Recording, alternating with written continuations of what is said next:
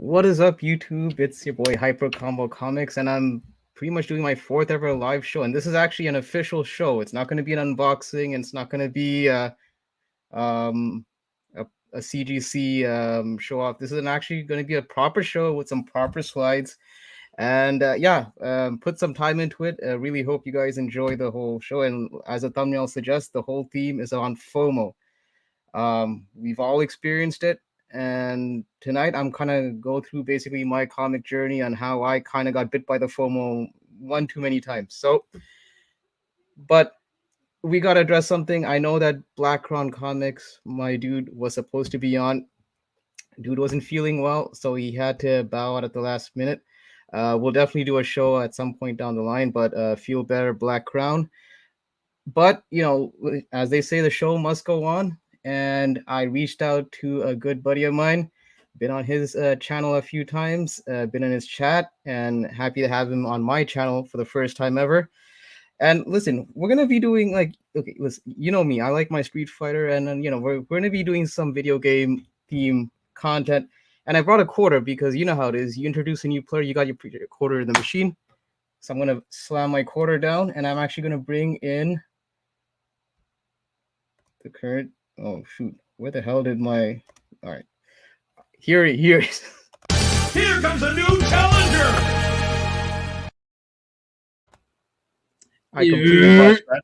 Yo, what's going on, man? Listen, it always happens. It's like that when you're live, and that's the beauty about being live, man. That's his purest freaking form. But yo, what is going on? Shout out to my Canadian cousin, Hyper.combo.comics. We're in the building, damn it. We're here. This man has a lot to talk about FOMO. You know how I feel about FOMO. If you guys have been watching and keeping up with the channel, again, big shout out to my dude. I appreciate you and Black Crown. Hope you're feeling better, bro. A little Pepto-Bismol, something is gonna help out. All right, but all jokes aside, that ass, man. I hope you feel better. And shout out to everybody joining here live. Yeah, and speaking of which, let's not waste any time, and I know that there's a lot of people congregating before the show started. So before the chat gets out of hand, let me actually introduce the chat. I know there was a couple of people tailgating before the show even started. So gold medal goes to AOA. And Baker, I'm actually not surprised. I'm actually surprised you didn't get gold, Baker. Normally you're the first on these live streams, but appreciate you, Baker, for being on. Uncanny Swag from the Spine Ticks. Definitely tune in to them on Saturdays at 11 p.m. Eastern. Let's see. Who else do we got? Speaking of Spine Ticks, Sith Lordly, appreciate you coming on. Like I said, I've been on their show a couple of times. Definitely tune into Spine Ticks. Always a fun time. And speaking of which, the dude that is sick, BC, hope you're feeling better. I know that you said that you'll be tuning in from the chat, so appreciate you popping in. And yeah, we'll definitely do something down the line once you're feeling a lot better. Let's see who else.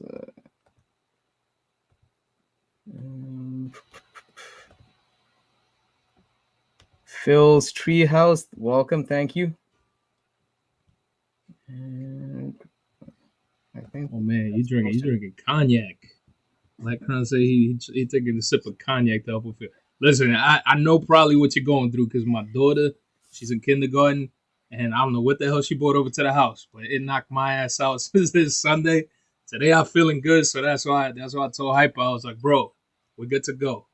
Dude, when you brought up your daughter and then you started about talking about cognac, I thought you were gonna say that you gave your daughter cognac. I'm like, I don't know, man. I don't think that's. No, man. Nah, that's what Black Crown. Black Crown is saying that he took some cognac and now is knocking the sickness right out of him. Dave Collects, another member from the Spine Ticks. Welcome, and appreciate you taking time out to join. Let's see. Yeah, definitely sub up to Phil's Treehouse. He does his show on Sundays. Pacino Collects. I appreciate it, man. Yeah, best one of the best animes, bro. Straw Hat Crew, baby, all day. Yeah, I'm so behind. I'm still scrolling. Yeah, these people are having like a full-on conversation while I'm backstage. Scrolling. Nowhere Bound, appreciate you. Thank you. I think I'm almost at the end. Al, haven't seen you around. Miss you, buddy. Hope you're doing good. And I know you said you saw Pacino. There he is. Yeah. I still got to see that. I still got to see One Piece. I actually played the video game, but I actually have. I'm there's a lot of stuff on my Netflix backlog that I still got to get to. But I heard Oh good things no. about One Yeah, Piece. if you're trying to watch an anime, that's a nice little session of like straight binging for like 6 months. That's what I'm You were afraid of. doing See, that. that's the problem with me. Like, especially with the way Netflix drops their episodes. I know that like once if I really get into a show, I might just basically devour my whole weekend. That's why I'm kind of setting aside time for that. That's what's up, man. Roger Levesque from the Three Men in the Basement. Thank you, thank you. I What's going actually on, Roger? he was actually one of the first guys I actually shared a stream with on YouTube, so it's kind of full circle. Appreciate you being on my channel, on my chat. Sorry, definitely gonna have you on the show at some point. All right, and with that, I think we're done with the chat. I'll highlight you guys as best as I can. I am somewhat of a one-man show, like I said, fourth rodeo, so we'll see how this goes. But yeah, listen. So Thorough, you know the deal. We're going to be talking about 10 specific books that I got bit with the FOMO during my short. Listen, I've only been collecting for 5 years, so you guys can't put me on the cross for some of these books. I know there's going to be a couple of books that you guys are going to eye roll and be like, yo, bro, you fell for this. It happens. It happens. And listen, before we start, I want to just say this for anyone that might have some criticism. I'm just going to, this is not in the Bible, but I'm just going to quote it like this. He who has not gotten bitten by the FOMO cast the first stone. I'm just saying, we've all got bitten by the FOMO. It's happened to the best of us. Hell yeah, man. And RP, welcome. All right, so Thorough, I think we're about to start. And actually, I actually prepared a little intro for each and every book that we're going to be doing. I gave you a preview, Thorough, of what the intro looks like, so here it is. Like I said, this is going to be all video game content related, so you guys know I love my Street Fighter, so here we go. First book up. Robin King.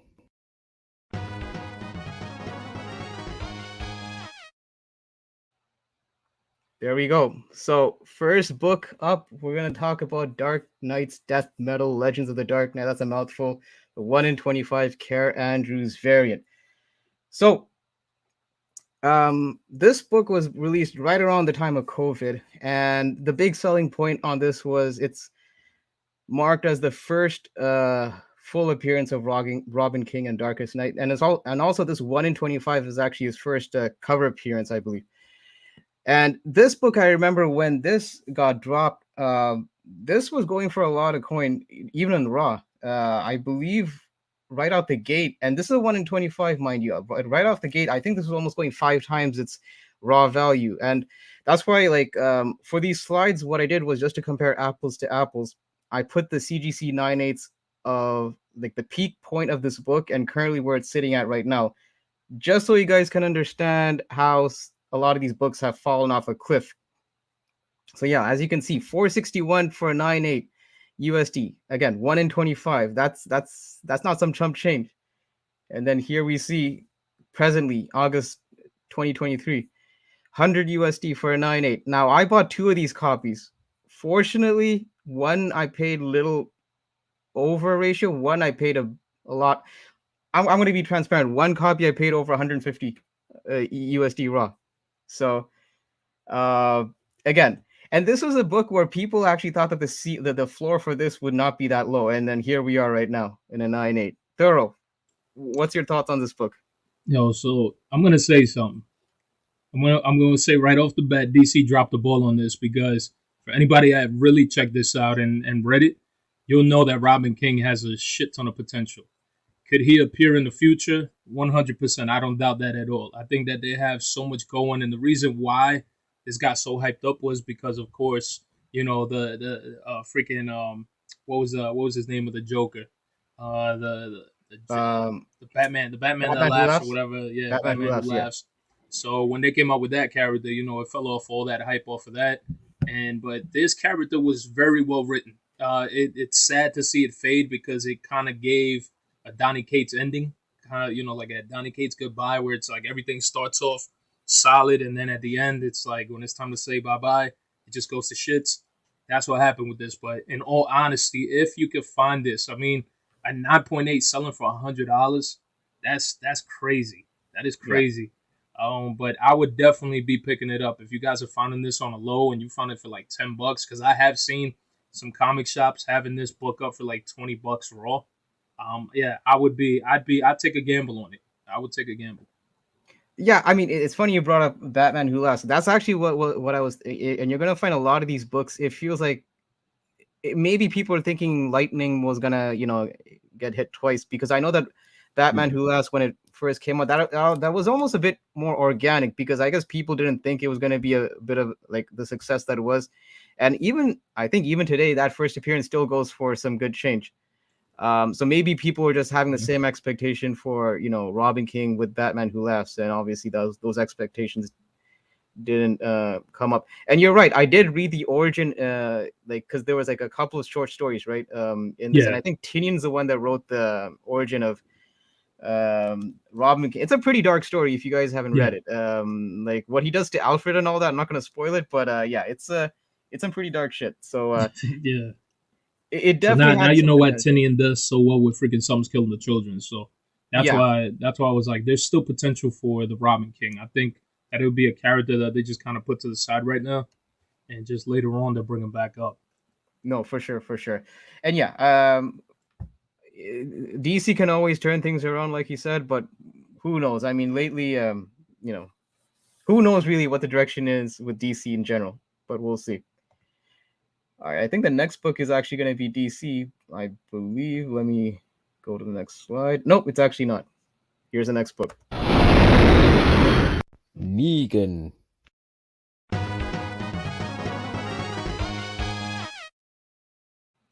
Yeah, I remember this book very well. Why? Because I bought it. Yeah, so if you guys remember, during the pandemic time, Skybound was doing a couple of little projects to kind of help out LCSs, to kind of boost their sales. And one thing they did was there was a one shot called Negan Lives. And what they did was they actually introduced different variants. They had a gold, a silver, and a bronze.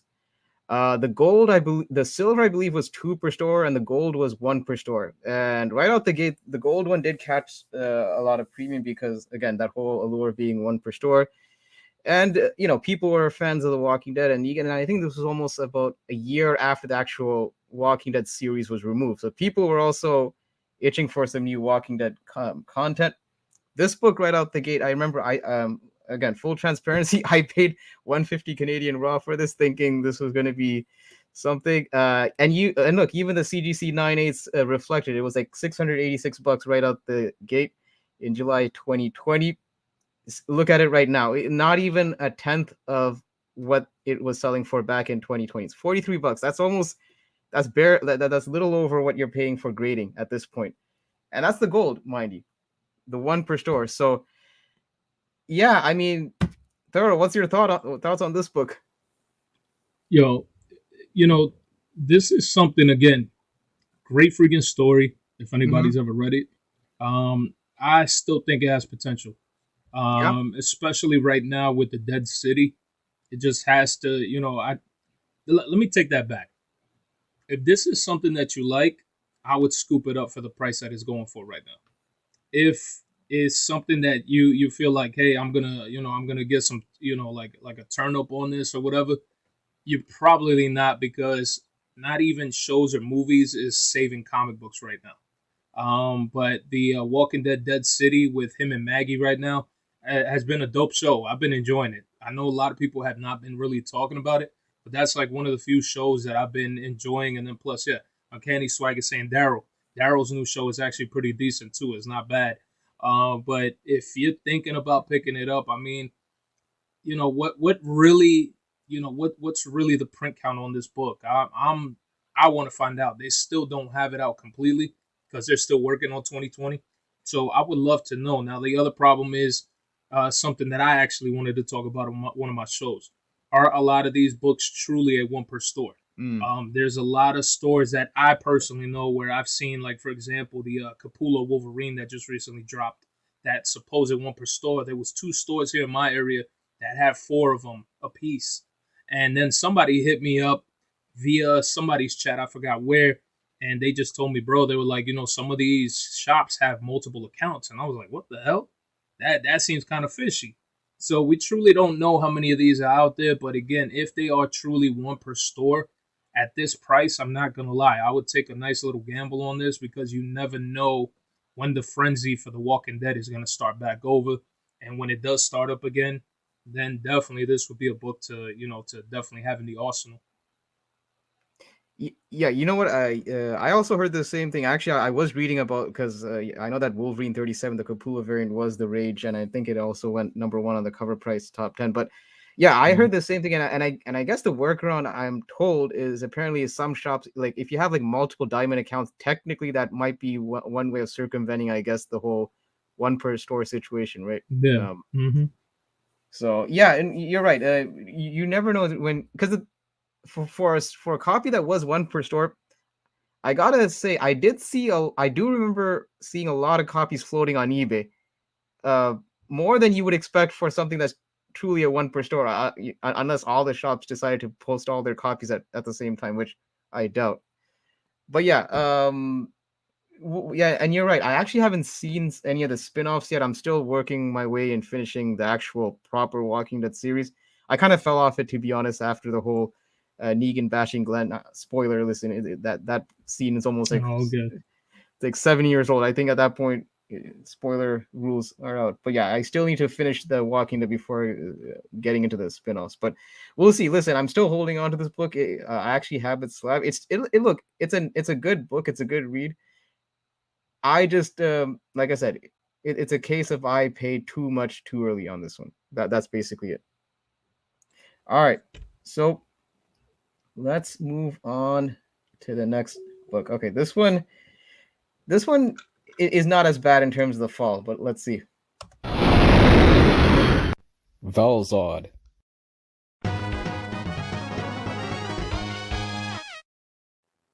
Yeah, so Earth 2, issue 19, first appearance of Valzad. This book, was released almost a decade ago. It was a relatively cheap, affordable book, and then all of a sudden you start hearing rumors about, the Black Superman and Michael what's his name? Michael B. Jordan, sorry. Michael B. Jordan. Yeah, being associated with DC and possibly having some ties to doing that project, and then suddenly this book shot up very fast. And as you can see, now I put a disclaimer on this one. I put peak sale of a 9.8. I found, again, all these prices I found on Go Collect in terms of my sales data, but it shows a 9.8 back in July 2021 for 1,000. I call a bit of a BS on this one, just because a week before this book sold for $600 USD, and that $1,000 seems like a bit of an outlier. So that's why I'm a bit sus on this 1,000. So I'm gonna go with the 600. Let's just say $600 USD for 9.8. But then you see right now, like a 9.8 currently it's sold for. Hold on, my slides hidden. 270, which is not a big fall compared to the other two books, but like again, we're talking almost over 50% of a drop for this book. Thoro, what's your thoughts? So pretty much with this book, I'm not gonna lie, I like this book. Again, this was actually a really great series. What I would love to find out is the print count on this Earth 2 issue 19, because I know that it's a low print count. This this set series was not really followed by a lot of people. It was not really bought up in shops like the rest of the New 52 series that were available. This was more on the lower end. So this one surprisingly is a book that, yeah, I can see it generating this type of money. Do I honestly think that it could be $1,000 book? I honestly don't feel like it should ever be that. I think at max this would probably be like a $500 book, if anything. Go half off of that. And reason being is because there's still ties with Michael B. Jordan. There's still talks going on between him. Now they're staying in talks with him and James Gunn. This is stuff that's being put out there by by all these media sources or these insiders, like everybody likes to say. But that stuff is all still there. It's on the table because he's trying to work on Static. They're still trying to put out a black version of Superman. So a lot of that stuff is still in the works. So I definitely, if you could find this book and you find a raw copy for dirt cheap, I mean, I would definitely take a freaking gamble on this one. I wouldn't leave this one to the wayside because all it takes is for James Gunn to put a tweet out showing this book that he's reading this, and boom, it's freaking going to be a book that's going to skyrocket right after that. Yeah, I mean, I know I only put graded prices, but I believe raw prices currently, I think for a near mint, you should be able to get like around 25, $30 online for this one. So it's not a Nice. bad price considering I think it was almost double that on for a raw copy. And yeah, and and that whole run actually is a pretty good run in general. So even for the Mhm. read, it's the Earth 2 is actually not a bad pickup. So all right, so we did about two DCs, one image. I think the next one is actually DC, and this one actually, this is see all these books so far are almost during the pandemic. This one actually popped up pre-pandemic, even before the pandemic was even a thing. So let's find out what the next book is.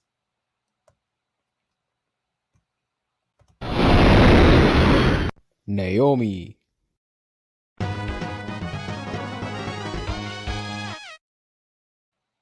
Yeah, Naomi. Like I said, this was released back in January 2019, and this book right out like it took some time, but like as you can see, like back in April, just a few months after it got released, this book was getting some crazy numbers. Again, this is right before the whole COVID craze when people were saying that's what was spiking this book. This book, few years, like what, almost 4 years ago, was doing almost close to 600 in a 9.8. You see 588 USD, April 2019.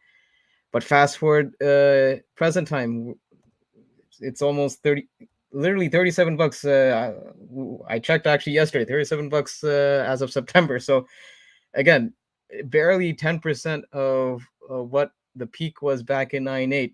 Now, this book I know got a lot of hype because the dude that was behind it was Brian Michael Bendis. Obviously, he has some notoriety for creating, Miles Morales. So maybe people are thinking this was going to be the same thing, lightning in a bottle twice, like, African American character, but this time on the DC side of things. And I know that there was a lot of fanfare when Bendis came to DC. There was a lot of hopes and dreams. But now Bendis is gone, and Naomi, honestly, she did have a second volume after this, but it seems like this character is really directionless at this point. And also, the CW show didn't exactly meet with much fanfare. So it's the future of this character, honestly, is really a bit up in the air. So I don't know. Thorough, what's your thoughts? Nah, yeah, I 100% agree. I hated that they did everything. I called it out on my own show too, and I said I was like the worst thing they could have ever done was put out a show. They wanted to, like you said, they wanted a new Miles Morales. They got Bendis to write it.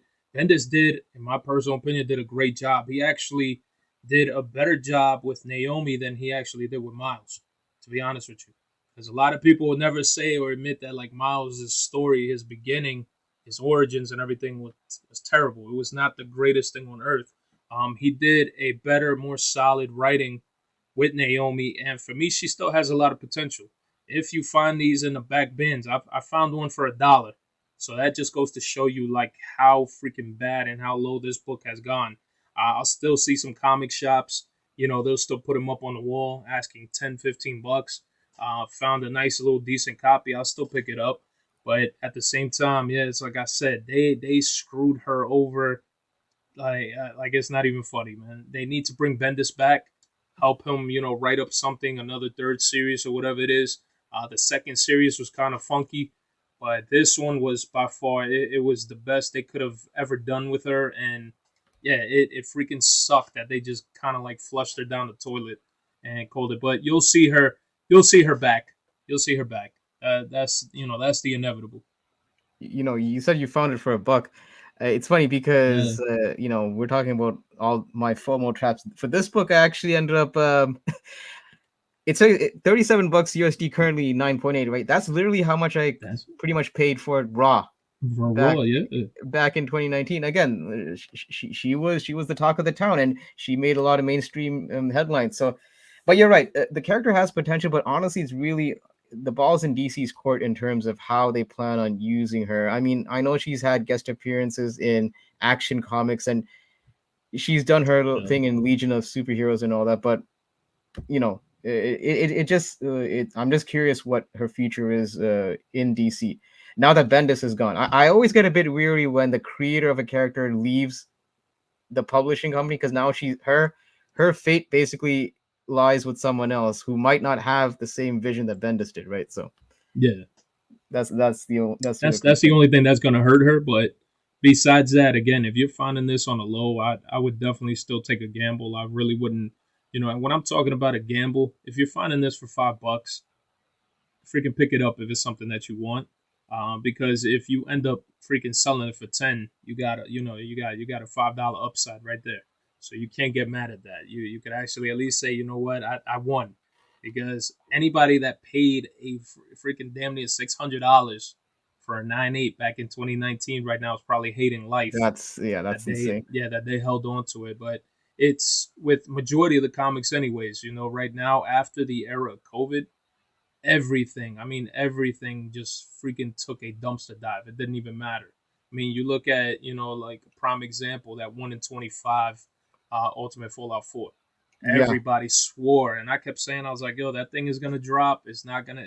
No way in hell is gonna stay up there, in the 45K realm. It's gonna end up dropping at some point or another. Just wait till the hype freaking starts to go down the toilet. Sure as hell, right after that, everything has started to settle down. I still think that book is going to end up settling down a little bit further south. I don't think it's going to be going up north anymore, unless something else, freaking a new pandemic comes, and then all of a sudden more money's getting put out there.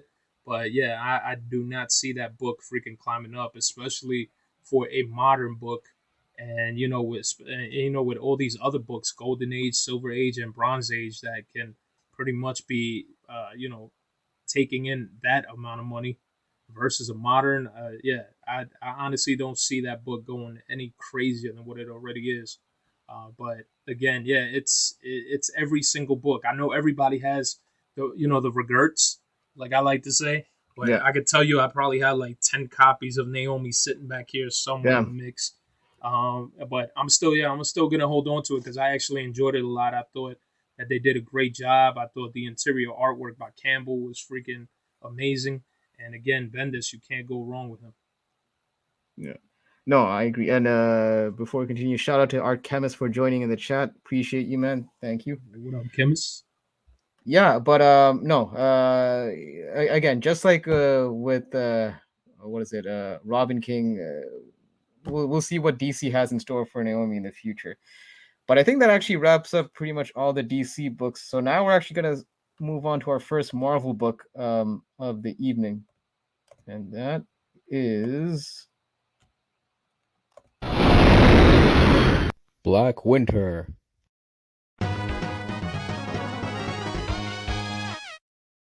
Yeah, I saw you. I saw you laughing already in the background. Yeah, this Uh, this this book right here. All right. So, full disclosure, I actually never paid over cover price for this book. My downfall was I was hoarding more copies than I probably needed to for this book. So, look, FOMO can happen not just by overpaying for a book, but also hoarding more copies. Because at that point, you pretty much are kind of overpaying because now you're just left sitting with a lot of copies that you couldn't really move. But yeah, obviously a lot of you guys in the chat, if you were collecting during the pandemic era, you knew this book very well.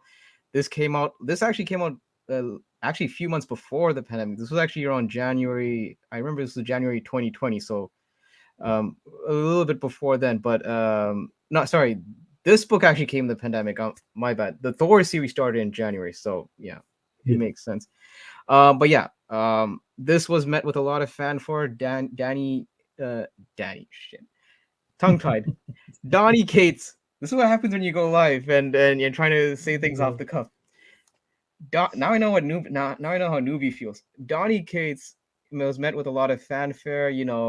His Venom run is still going on, so I know he didn't get as much heat as he did like down the line for Venom, but this was a few months after the whole Null situation with Absolute Carnage. So he built a lot of equity with the fans. And honestly, I think this was a situation where people saw the success of Null, and maybe they probably were thinking Black Winter was going to be the same exact carbon copy. And as you can tell, obviously didn't really pan out. Even when Donny Cates even put on Twitter how Black Winter is coming, well, he came and didn't really do much of anything after. So, and as you can see, look, 9/8, $348. I remember this being on the Lords of the Long Box cover price top 10 for several weeks on end. Now a 9/8 is selling for about $56. So a fraction of what it was going for at the peak. Thorough, what's your thoughts? Oh man, well you saw me laughing because I was laughing for a reason. I bought a crap ton. Well, I shouldn't even say bought. I pre-ordered these, pre-ordered a crap ton because I knew what was coming down the pipeline. Again, this is during the time where it's like I always used to tell everybody, look at the previews. Damn it, something major was coming. I enjoyed what was happening in the beginning, not just because I'm biased, not because Thor is my favorite freaking dude in Marvel. I literally was sitting there saying that, yo, this looks freaking good. The story was good. Introducing the Black Winter was freaking awesome. Then introducing all this foreshadowing to Thanos. You guys remember that one too with the freaking gauntlet and all this crap. I was like, okay, this is getting a little too good. I remember the rest of the copies. Thank God I unloaded a lot of them, and the reason I was able to get rid of them was because I wasn't selling it for what everybody was asking for at the time. You know, people were like, these things were like going for like 50 a piece. I was selling them for like $10 to $15 each. I didn't care. I was like, here you go. I got enough. As long as I have my copies, I'm good. And yeah, I still have, I think maybe like 5 of them. I just held on. And what sucks was that not only did Donny K said, all right, guys, the Black Winter is coming, Yeah. but then he came back again after all this hoopla, and then after this shit just started to sink, he came back and he's like, guys, the Black Winter is gonna be coming once again.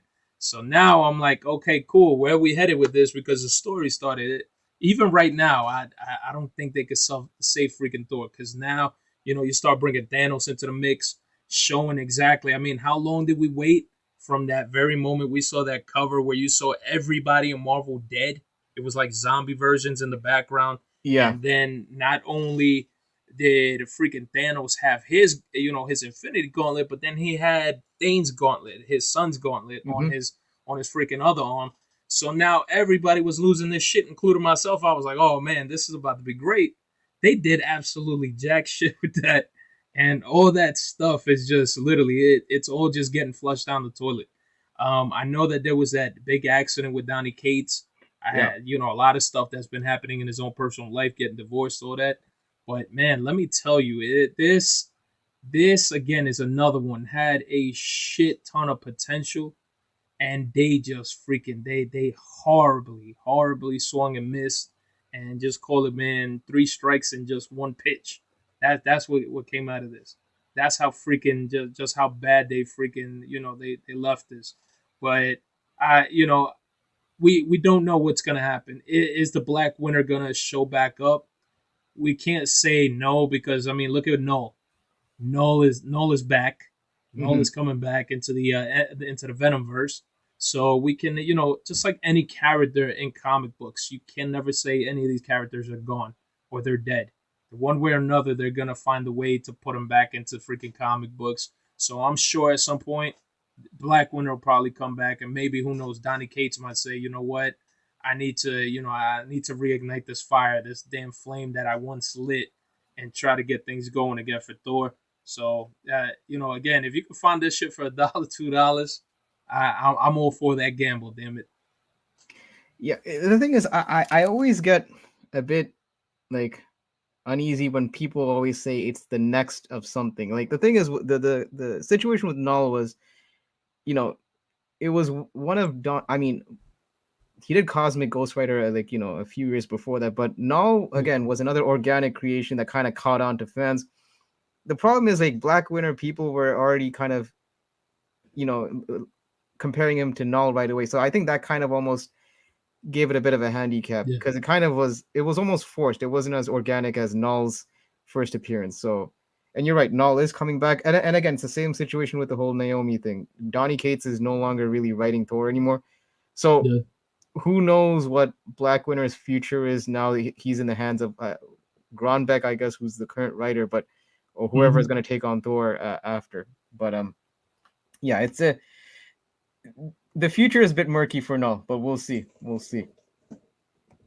All right, so now let's go to a book. This is the first book on the list that's very much, I would say, it's an MCU fueled book.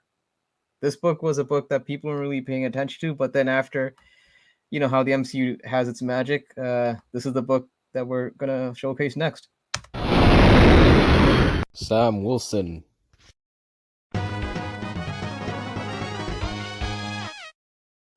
Yeah, Captain America 25 from 2014. This was actually the finale of the Rick Remender run.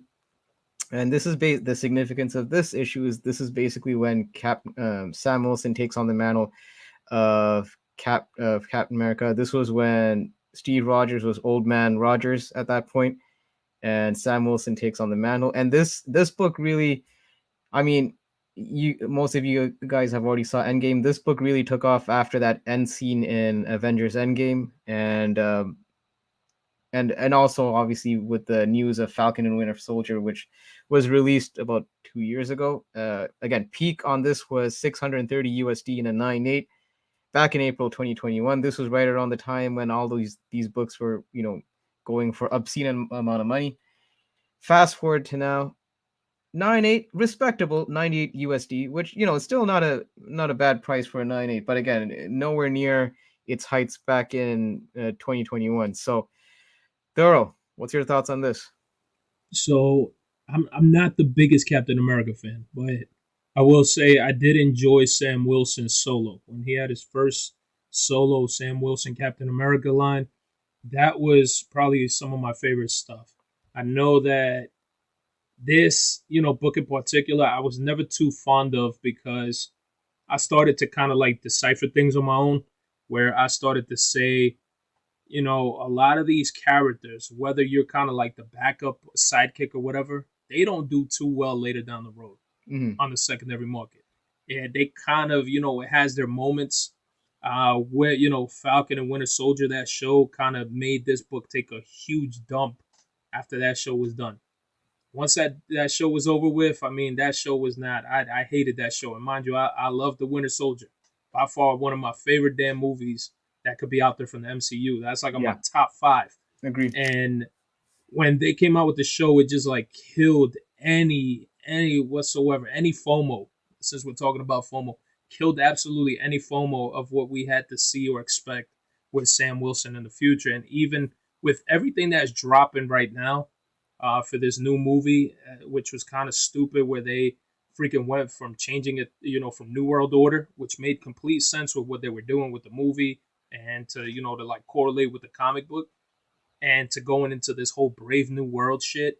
I was like, that shit just kind of threw freaking Sam Wilson to the wayside. I honestly still don't see potential in a lot of these books, bro. I think that the original, the OGs, will always hold that weight. And a lot of these newer renditions of these characters really don't. They just don't have good writers, bro. They have some of the most horrible writers right now trying to create something, and they don't have that magic. And that's what's killing these characters from ever building a household name for themselves. So this one, it doesn't surprise me at all, bro. Do I think even I'm not gonna lie to you. I even think $98 for 9.8 of this book is too high. I think that this should probably be anywhere from like 50 to 75 bucks all day long at a 9.8. I don't think it should go any more than that, and I think that that's like the right leveled out price for it. But $630, yes, I do remember this because all of these damn books are selling for some insane freaking prices. Yeah. The thing is, I mean, look, I read the whole Remender run of Captain America. It was a decent read, and yeah, I'll just address Dave's comment, like in terms of.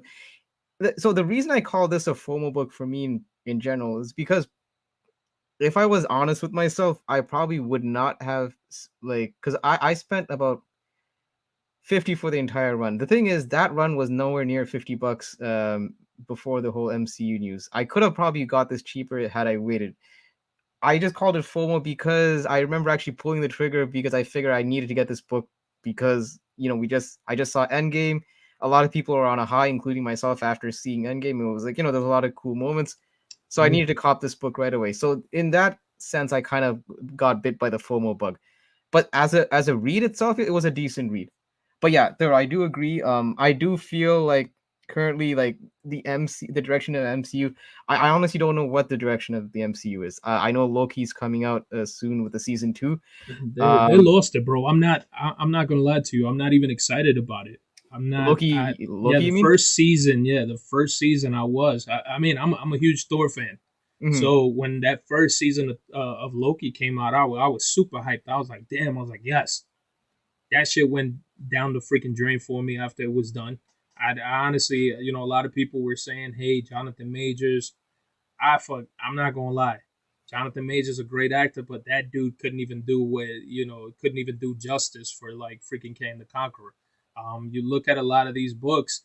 This is why I personally have always said I don't understand why today's collectors always want to associate the movies to the comic books. Let the comic book itself sell itself. It shouldn't have anything to do with what's currently happening in the movie, because as soon as the movie comes out, everybody's going crazy, and then as soon as the movie's done, people stop talking about it. Then all the prices on these books.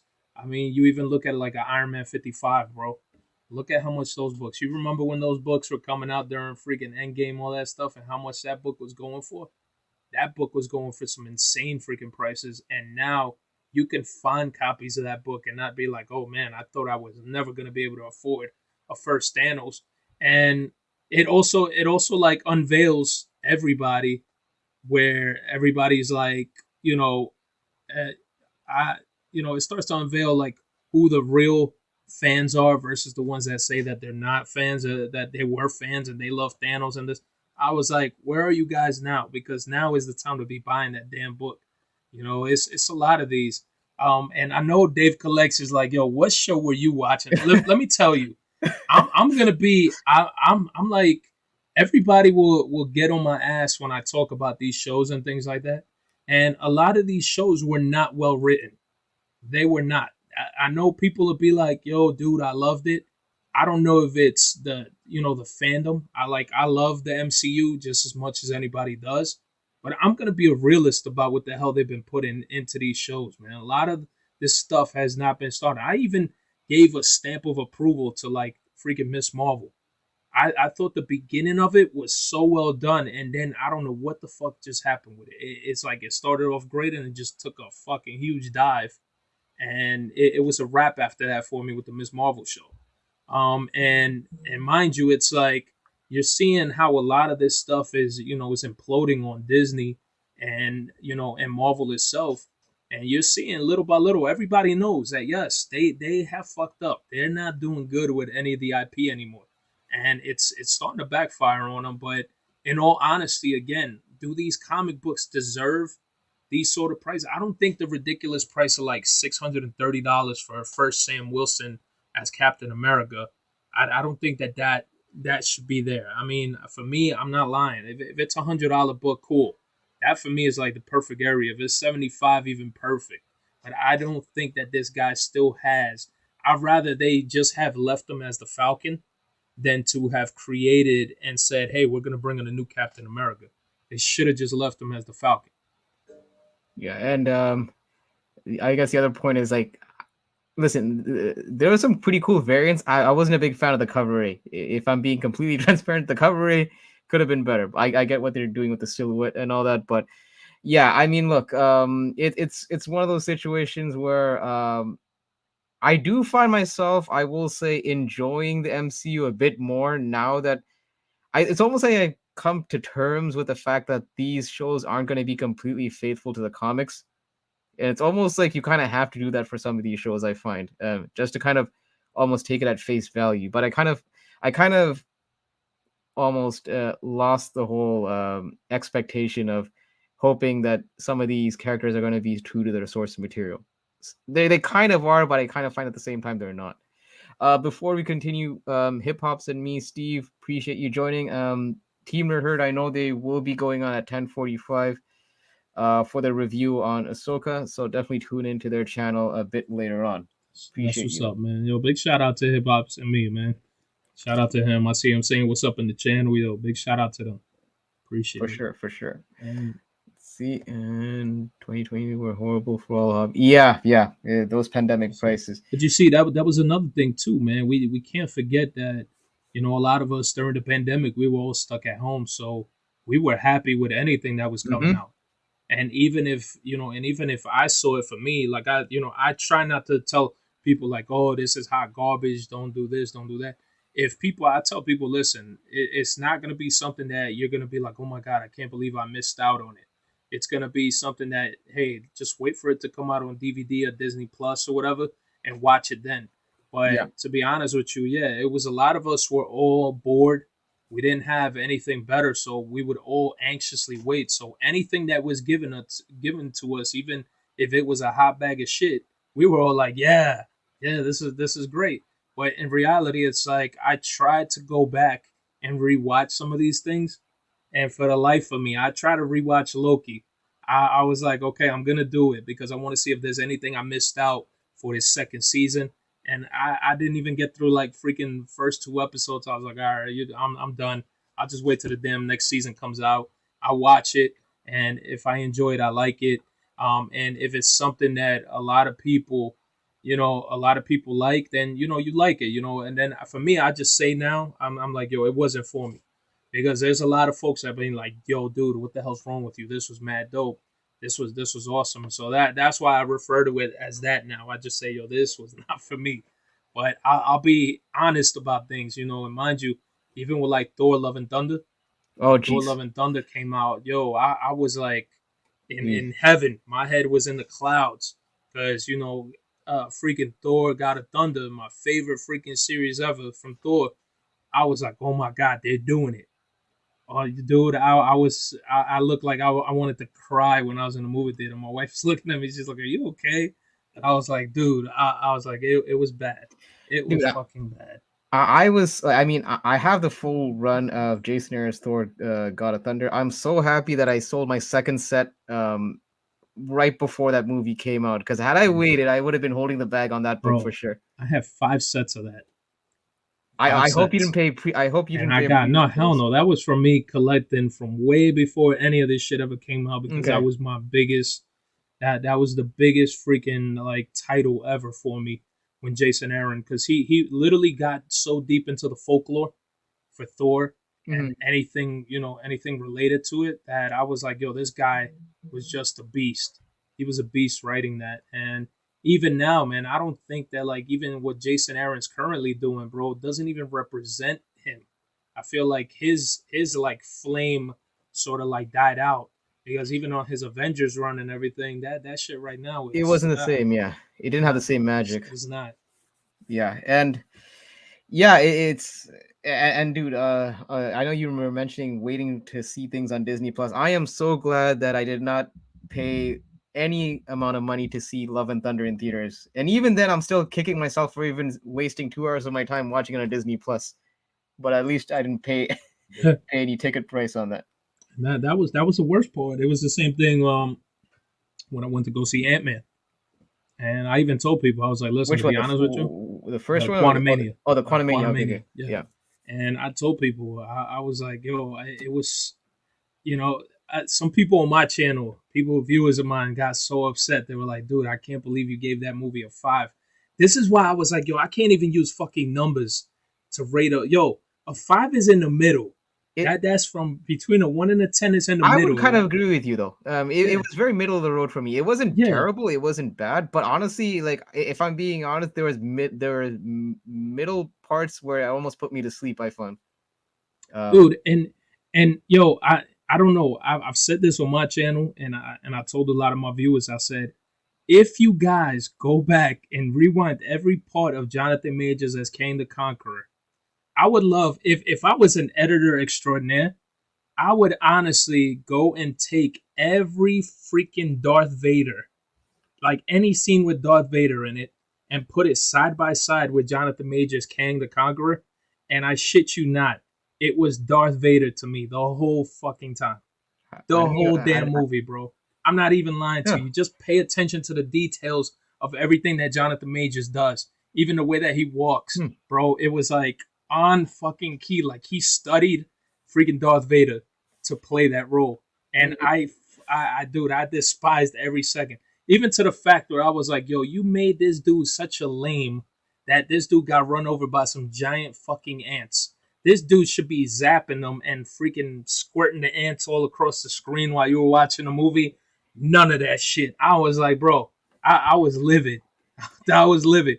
And and after watching that, and even it was like, yo, you even saw the moments where he's doing this, using the force, and doing all that. Okay, I was like, that part I will say was very come Darth on, Vader-esque. Yeah. But now you're making me having to. Now dude, I'm telling you, go. You're gonna make me If you get a now. chance, just you don't have to watch the fucking movie. Just go into Jonathan Majors shit, and then go and view any portions of fucking Star Wars with Darth Vader. Because when people were coming out with the reviews and saying that that this was like Star Wars-esque, that's what they were calling Ant-Man Quantumania. That's when I was like, holy shit. I was like, I cannot get this crap out of my mind. Please. He fucking, dude, they were destroying me. But here's the thing. Now, somebody else in the chat just said, Mike Syke said Guardians 3. Yes, Guardians 3 was dope. And the guy that played the High Evolutionary is somebody that should have been fucking Kang the Conqueror, because he has a different presence about him. I get it. Yeah. Yes. That dude fucking, I never hated somebody since Thanos the way I hated the High Evolutionary, bro. And not just because he was, not like that. Like, I mean, like, I wanted to get and jump in the screen, last action hero type of shit. Jump in the screen and just be like, bah, just punch him in the face. That's how bad. I was like, nobody has made me feel like that since Thanos. And then you get this dude who comes out and plays the High Evolutionary, who now I was like, this fucking guy should have been Kang the Conqueror, because this guy gave a representation of what you truly need to be a villain. I didn't get none of those vibes from Jonathan Majors, bro. Again, not discrediting him for his acting, but the writing, who wrote it? Jeff Loveness, who just got taken off the future Avengers movie, Kang Dynasty. Jeff Loveness, because it was hot fucking trash. It was hot trash. And that's why I was like, bro, I'm sure Jonathan Majors will probably play a better role in the Loki show that's coming up. Who the fuck knows? But I was like, I'll wait and see. But honestly, dude, I like the guy. What's his name? Iwuji, I think is his last name. I can't pronounce his name, but yeah. Yeah, I hate pronouncing his name, but he did a fucking dope-ass job as a High Evolutionary. And I was like, bro, why didn't they just take this guy and make him fucking, and make him freaking Kang, what's his name? Kang the Conqueror. So it's been a hot little mess for me, to be honest with you. Yeah. And listen, shout out to Mike Syke. I think it's the first time I'm seeing the chat. Appreciate you joining. Yeah, listen, that's the risk you run when you put some of these actors in different roles. Sometimes they end up overshadowing some of the other actors that they weren't supposed to. So that's the problem. But let me just catch up with the chat. Yeah, I agree. Crush High Evolutionary, Thanos. I agree with Michael Baker. I do. It's true. Josh Brolin did a kick-ass job. No, he did. He did a better job than he did being Cable. So some people are probably gonna be like, not like Cable, bro. I don't think Cable, to be honest, I think he was almost supposed to be almost a parody of himself. That wasn't the actor the Cable that we knew from the comics. Nah. I mean, he was, And I believe Dave Collects also agrees that Ant-Man 3 rules. So, all right. Yeah. So we're gonna step away. Actually, no, we're still gonna be somewhat in the MCU talk, but so far we kind of delved more into modern books. Now I'm gonna actually go and look. Even I got FOMO even on copper books as well. It wasn't just modern books that I got hit with the FOMO bug. This book was well into the copper age, and I think the MCU talk on this definitely fueled my FOMO bug. Taskmaster.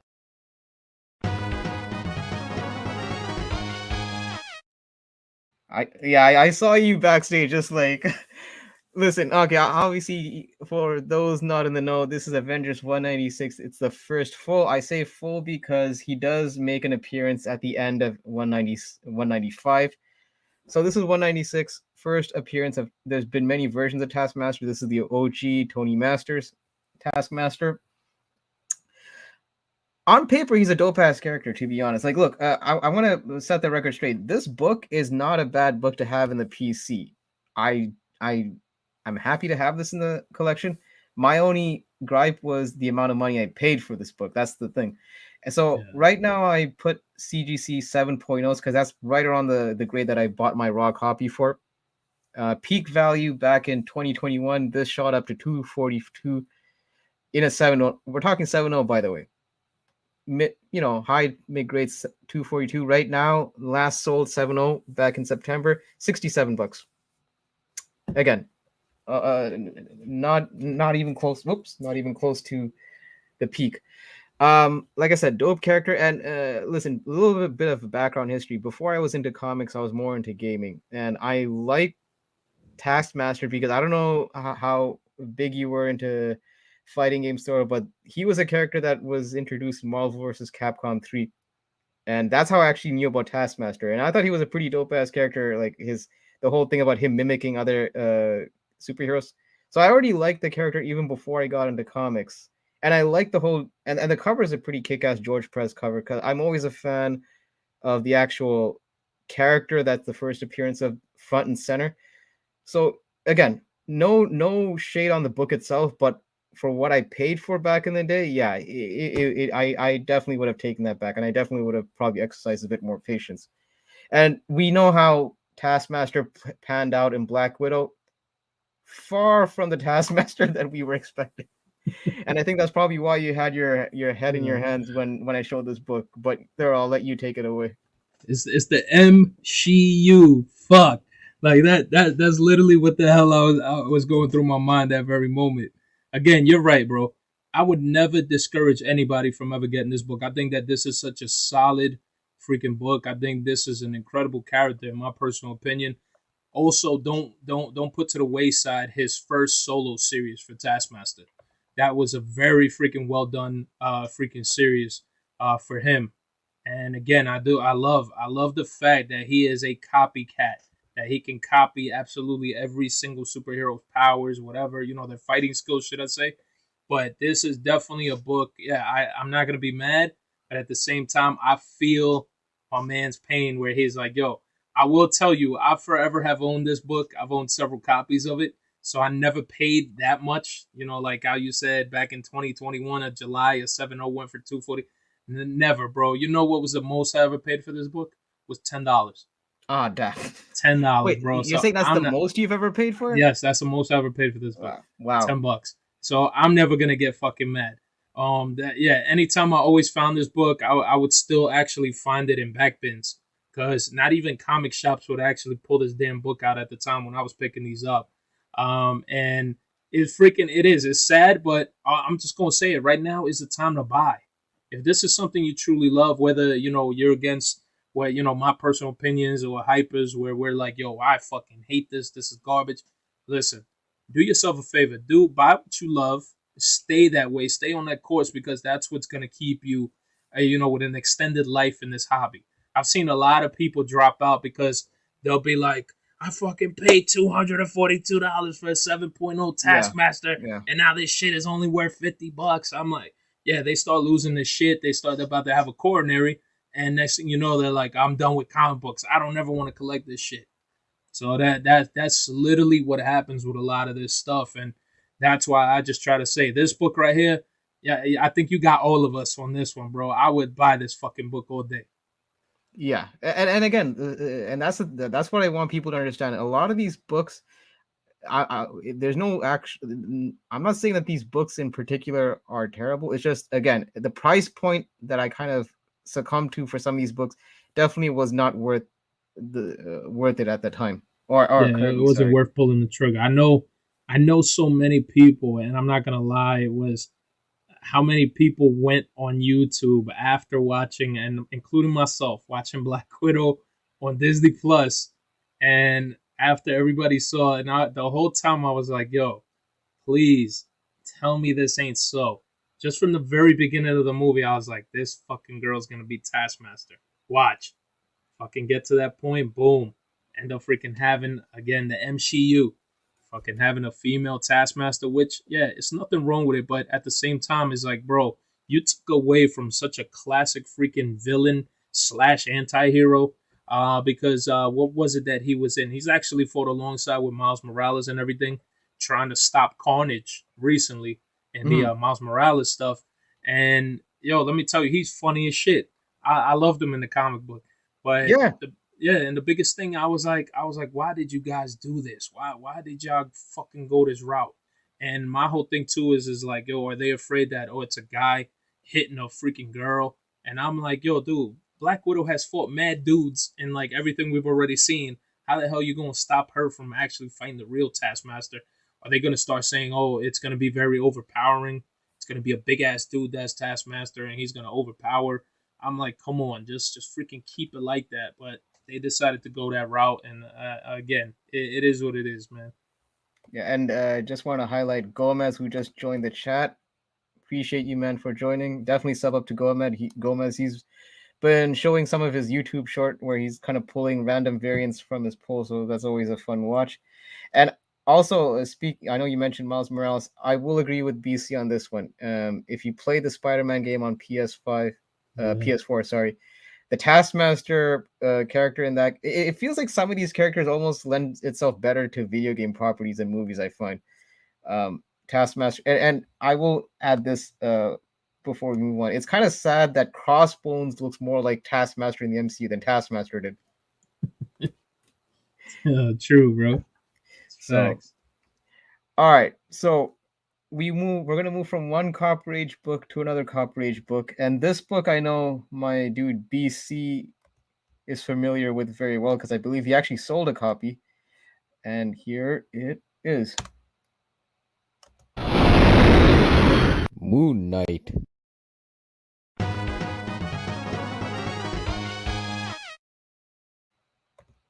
Yeah, Moon Knight #1 from the 1980, his first solo series, and also the first appearance of Raoul Bushman, who was one of the main antagonists of Moon Knight. Again, like the previous book, not a bad book to own on the PC, especially if you're a Moon Knight fan. We always say when the first appearance is very hard to attain, you start going for these other key books that are a lot more attainable, such as like his first solo series.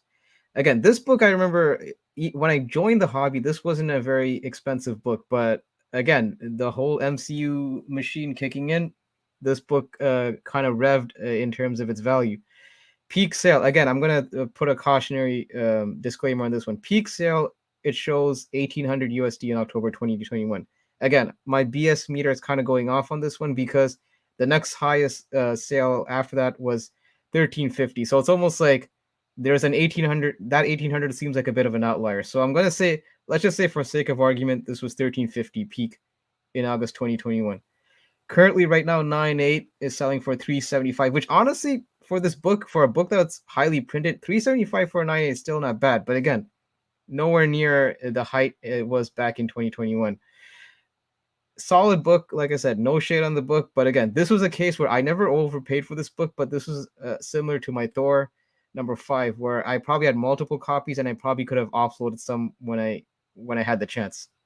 And listen, I know people had a bit of divided opinions on the actual Moon Knight show itself. I enjoyed it from a psychological point of view, but it did frustrate me that, and I think this was a point of contention with a lot of people, how you really only got almost, it felt like 10% Moon Knight and almost like 90% Mark Spector in that whole show. And I think that's really my bone to pick with that show. I know they're doing a season 2. I'm curious how that's going to be.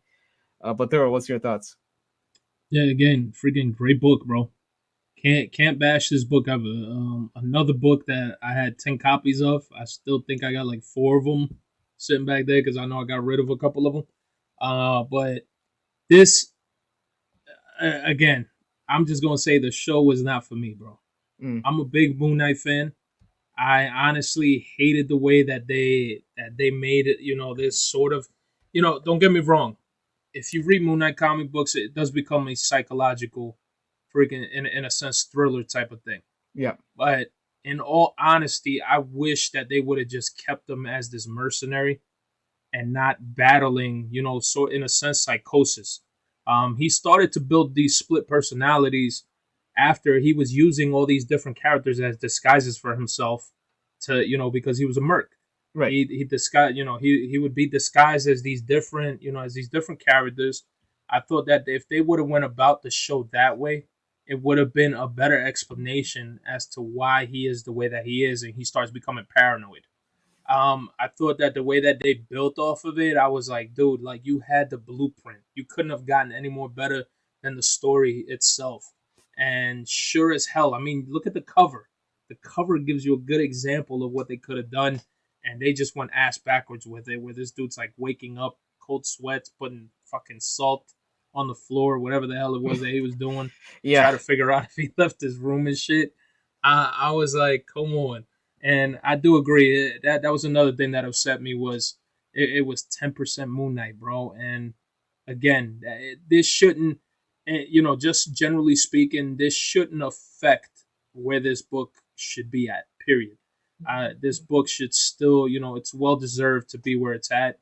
9.8, 370. I don't find nothing wrong with that. I think that that's a great price, better than 1350 or 1800. Yeah. Because those were those astronomical prices. But I will tell you right now, I honestly wish that they would have gone this route.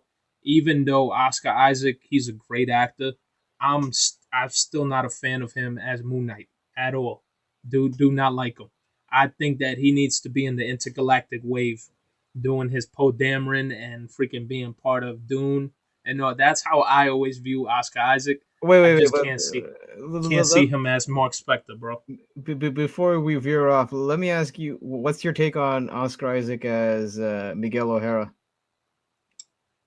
I wish that he would have. I get it, man. That they try to go with the whole Nueva York thing where they were because that's how it's called in the comic books. It wasn't referred to as New York. It was all Oh, like okay, Latin. Yeah. So I understand, but I was like, bro, you didn't need no fucking accent, dude. Like you would have just been solid having a decent New York accent, and you would have been good to go. And we didn't need all that crap. It was just kind of like I was not feeling it too much, to be honest. But again, the movie was dope as shit. You can't say that Yeah. the movie was, I'm gonna be like, oh, the movie is horrible because he did he still did a dope ass job as Miguel O'Hara. I just wasn't feeling the accent. I think the accent was fucking was not necessary, man. I know Dave Collects is hating me right now, bro, because he's like, yo, he was a great Moon Knight. So listen, I'm actually look. I actually I didn't hate Isaac. The problem is I didn't get enough of Isaac as Moon Knight. That was my issue with the whole thing. But I like I said, I do like the show from a character study point of view. Like if you're like I do like that kind of aspect of it. But again, for me, my gripe was it felt like we were being sold some false goods in terms of it. The title was called Moon Knight, but Moon Knight was only a tenth of the show. That's the only thing. But I actually didn't mind Oscar Isaac playing the role of Mark Spector, but I'm hoping to get a bit more of the actual Moon Knight cowl in season 2. Here's hoping for that. So Dave Collette gave me he gave me the treatment to why the hell I'm disliking a lot of all I gotta do is get super baked. Listen, maybe that might be the remedy for watching some of these shows. That might be the remedy for this shit, bro. All right, so we're down to 2 more books. So now we're gonna step away from the copper. Now these are specific titles. I'm gonna actually go in terms of themes. So you'll see what I mean. So this isn't an actual specific title, but you'll see what I'm gonna get. You're like putting everything out that's like almost tied into the MCU, bro. This is actually not tied into the MCU. This is not tied. Okay. Momoko.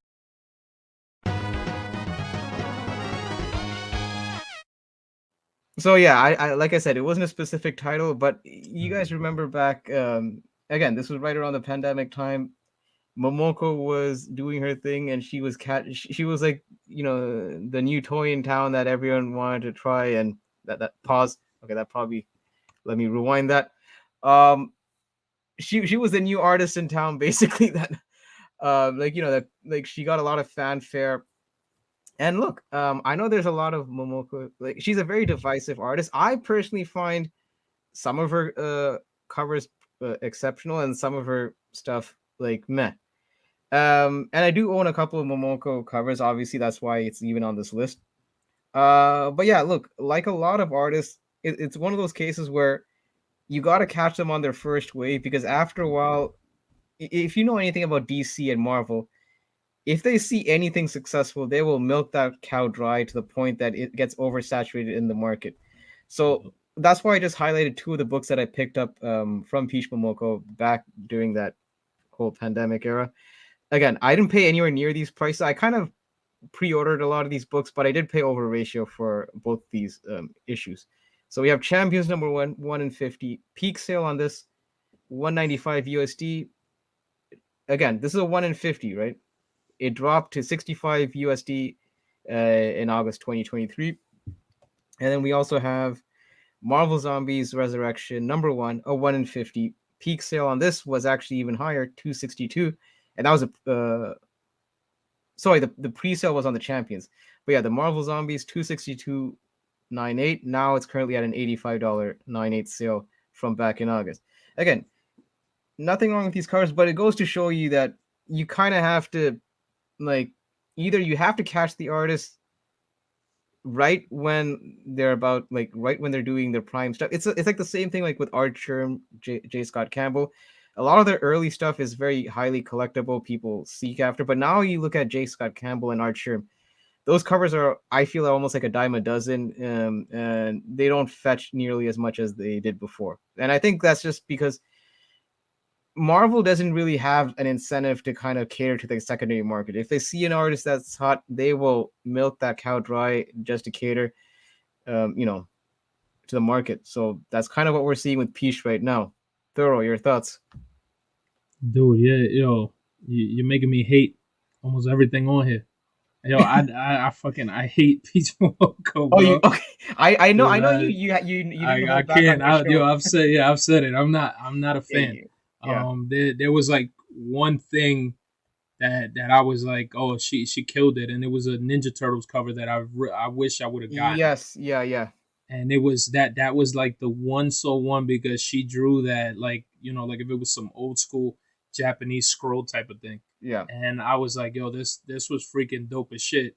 But for me, I did own this 1 in 50, the Champions number 1. It was more because I enjoyed the series. I like that whole team up. I yeah. think a lot of those characters ended up working a lot better, actually teamed up versus their own solo series. Um, and I do have that. I still have that book. That book I'm gonna Same. hold on to. It's not graded or nothing. I Yeah, bought that literally at ratio. I paid $50 for it when I had pre-ordered. But dude, yeah, I'm not a fan of hers. I know there's a lot of people, and it's still, and as much as I don't like her, there's a lot of people that love her because you see her with a huge line at cons, yeah. and she's got it. And I got a lot of respect for her, man. I mean, she stands up for her, for a lot of her fans, especially with everything that played out at what was it? Was it New York Comic Con I think it was last New year? York Comic Con. Yeah, Right? you're talking Yeah. about So the she, rowdy crowd and all that. yeah, Yeah, that was New yeah, York where there Comic were Con, I people believe. were fighting and shit like Yeah, that yeah, to get her signature, and then she ended up leaving. yeah, But yeah, a lot of this stuff. I mean, I'm not gonna be mad. Like I understand why you're putting these on here. And yes, it has a lot to do with that price change, and I think that a lot of these books, man, they freaking went crazy. And you're right, oversaturation is a huge thing. Oversaturation was, one of those things that I will say you find so much of Peach Momoko everywhere that there was one comic shop that they allowed me to go into their back warehouse area. This is a Mhm. huge ass comic shop. Let me go into the back area, and these guys were stocking up fucking Peach Momoko. That I was like, holy shit. Damn, I was like, if you guys have this much of this shit here, I can only fucking imagine what the rest of this freaking country has for when it sure. comes to Peach Momoko. So it helped me even better to be like, oh, I'm steering clear from this shit because they might be saying like, oh yeah, this is a 1 in 50, but I'm like, yo, over here I'm seeing like 100 copies of that 1 in 50. I'm like, oh hell no. So this one is, you said last 9.8. Is it a graded 9.8, right? Yeah, these Graded 65. all these values I'm putting in the slides, they're all Oh, graded graded. 9.8s. Yeah, Okay, all right. So yeah, I'm not gonna be mad at that, bro. $65 for that book. Yeah, I'm not gonna be mad. I think that'll probably be there. And I'm not gonna lie, I don't think that this was one that I wasn't feeling her art for that Champions cover. I thought it was pretty decent. I'm not gonna say it's great, but yeah. Al Noir said, didn't she do a sick Robin? I think she did. Yeah, I I believe think she so. did Yeah, do it. in one of those Yeah, what do you call those one-off series during Snyder's Metal Run, I believe. But I think she did do it. yeah, the thing is, like for both of these books, I pre-ordered these from my shop, and I think I also was under the assumption it's a 1 in 50, it's a Momoko. How many copies are going to be actually floating? And I was shocked by, even with a 1 in 50, how many copies were actually circulating online after these books came out. But again, Momoko was the talk of the town back then, so people were definitely on the Momoko train, not just me. And I don't know if you know about this one. Actually, probably my favorite Momoko cover to this day, and I actually own this one. I don't know if you remember the Fallen Angels 1 in 25. Yeah, yeah. That one I did like. With her, with X-23 and the Pack of Wolves. Yeah, I know which one you're talking Yeah. about. Okay, yeah. Okay. I think, yo, and I'm not even gonna lie to you because I like X-23. I think Yeah. I may have bought that book. I might have that book freaking somewhere back here. I think it Mhm. was like there's a couple that I own, but the only one was that freaking Teenage Mutant Ninja Turtles. That was the one, and that book is, I don't even know how much that book is going for, but I know You're when talking about the I one with the last saw it, Japanese writings on the cover? yes, with Yeah, the scrolls and everything on it. yeah, that's I on my don't know how wish much list. that book is going, but It's probably her most expensive. yeah, I know that cover, I book think. was like at $1,000, bro. I was Yeah. like, Jesus Christ. Because I think So, it's also a limited print run, if I'm not yeah, mistaken. look, it's still, yeah, it still is. Oh, freaking! I thought that this was like her best she's ever freaking done, man. In my honest opinion, I thought that this kind of set the bar for her. Yeah. I'm gonna try to share my screen Yeah. if you How do don't you do mind. that? So I'm sharing my screen. I don't know if Okay, you wait. could do it. I see it. All right, There we there, go. yeah. So yeah, look, they're still asking for $1,000 fucking, bro. But I love this joint.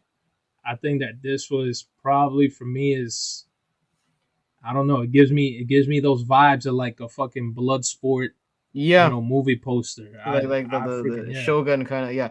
yeah. If it wasn't for the price tag, I probably would have copped this one already. Because Dude, yeah. I had opportunities to buy two of these, and I just never pulled the trigger. I was like, I'll still be there. I'll get it back. It'll probably be lower in price.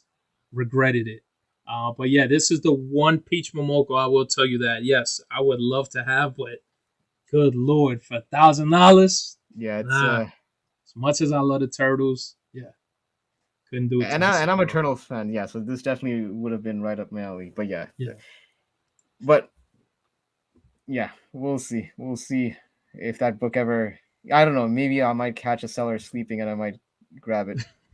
Stranger things have happened, Good man, on luck, the hunt. good luck, bro. I would Stranger things love, have happened. and I'm eyeballing like every copy that's up here, and yo, none of they're not budging. One dude like dropped his by like $40. He's like $9.59. I was like, what the fuck? I was like, nah, man. I would love to have it, but damn, man, expensive. And you see, look, there's a 9.8 signed, I think, by Peach Momoko. They want 1,500 or best offer. Another one signed by Peach Momoko at 2,000. It's insane, bro. I'm good with a raw copy. I don't need it signed. All right, we got one more slide left. Again, this is not a specific title, but I think people that are collecting during the pandemic era might feel the pain on this one, or maybe they won't, but we'll see. Exclusives.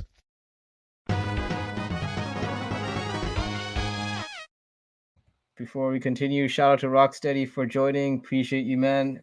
But yeah, let's get this is the last slide of the night. Damn store exclusives. Listen, yeah, I know you've talked a lot about store exclusives on your channel, and look, again, I was a young collector, green to the hobby with hopes and dreams. Store exclusives were one of those things that I was told that it was going to be like, especially on the whole print count, right? That's always the selling point on a lot of these store exclusives. Um, I think Marvel, the way it works is 3,000 is for the trade, and then 1,000 for a virgin. That's usually the general schematics for a Marvel exclusive. And usually you would think 1,000 print run. This book has a high floor because of that. But of course, listen, with economics, demand has to meet supply. If people don't want those 1,000 copies, then those books have nowhere to go but down. I put two of these books as an example. There's obviously many more, but these two books, again, I bought these raw, but I bought multiple copies, so I think that's why I put the FOMO. That's why this made the FOMO cut. So again, we're gonna kind of harp on Peach Momoko again. The Peach Momoko store exclusive of Venom 26. This was right around that whole virus craze in the Venom run. Peak sale on this 150 for a 9.8. Barely $40 for a 9.8 right now in September 2023. That's not even almost like the cost of grading the book at this point. And that's the Virgin one, which is the 1,000 print run copy. So we're not even going on the trade dress version. I'm going with I'm putting in quotes, rare copy. And the Inyak Lee Venom 26, that peaked at 160 in October 20. Last sold in August for $27. Again, not even the cost of grading for this book. So, and the thing is with and look, one thing I learned about store exclusives, and again, sometimes you kind of make mistakes to kind of learn and then move on. Store exclusives, listen, and I think you're going to be the first to echo my sentiment when I move on to you, Thoro, that they're not. Don't buy store exclusives as spec or incentive. Honestly, buy covers that you actually thoroughly enjoy. Do I like these covers? Sure. Would I have bought in multiples? Probably not. And I think my mindset on store exclusives have changed based on the kind of pitfalls I kind of fell into. And if I'm being honest, I don't think I bought barely any store exclusive. I think the last store exclusive I bought was that Last of Us homage for 8 Billion Genies, just because I'm a fan of video game homages. And again, I bought that because for a PC standpoint. But in terms of actual, and again, that was back in February last year. I haven't bought a store exclusive since then.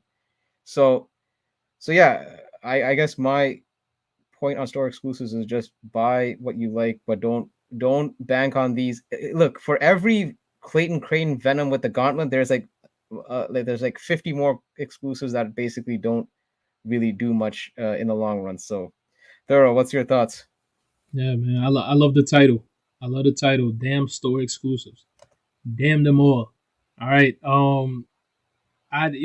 My personal experience with the store exclusives had just been from personal accounts and being around, some of these store exclusives and things like that, and what's really happening behind the scenes.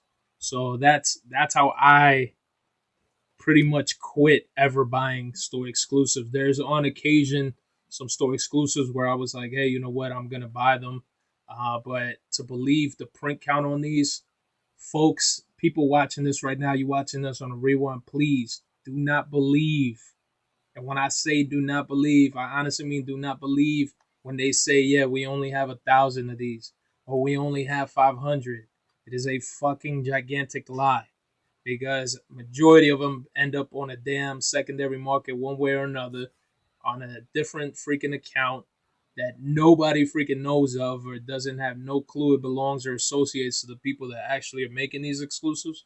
And voila, next thing you know, you have more than those so-called 1,500, whatever the hell the number was. And these things have forever is something that I've been always exposing on my channel.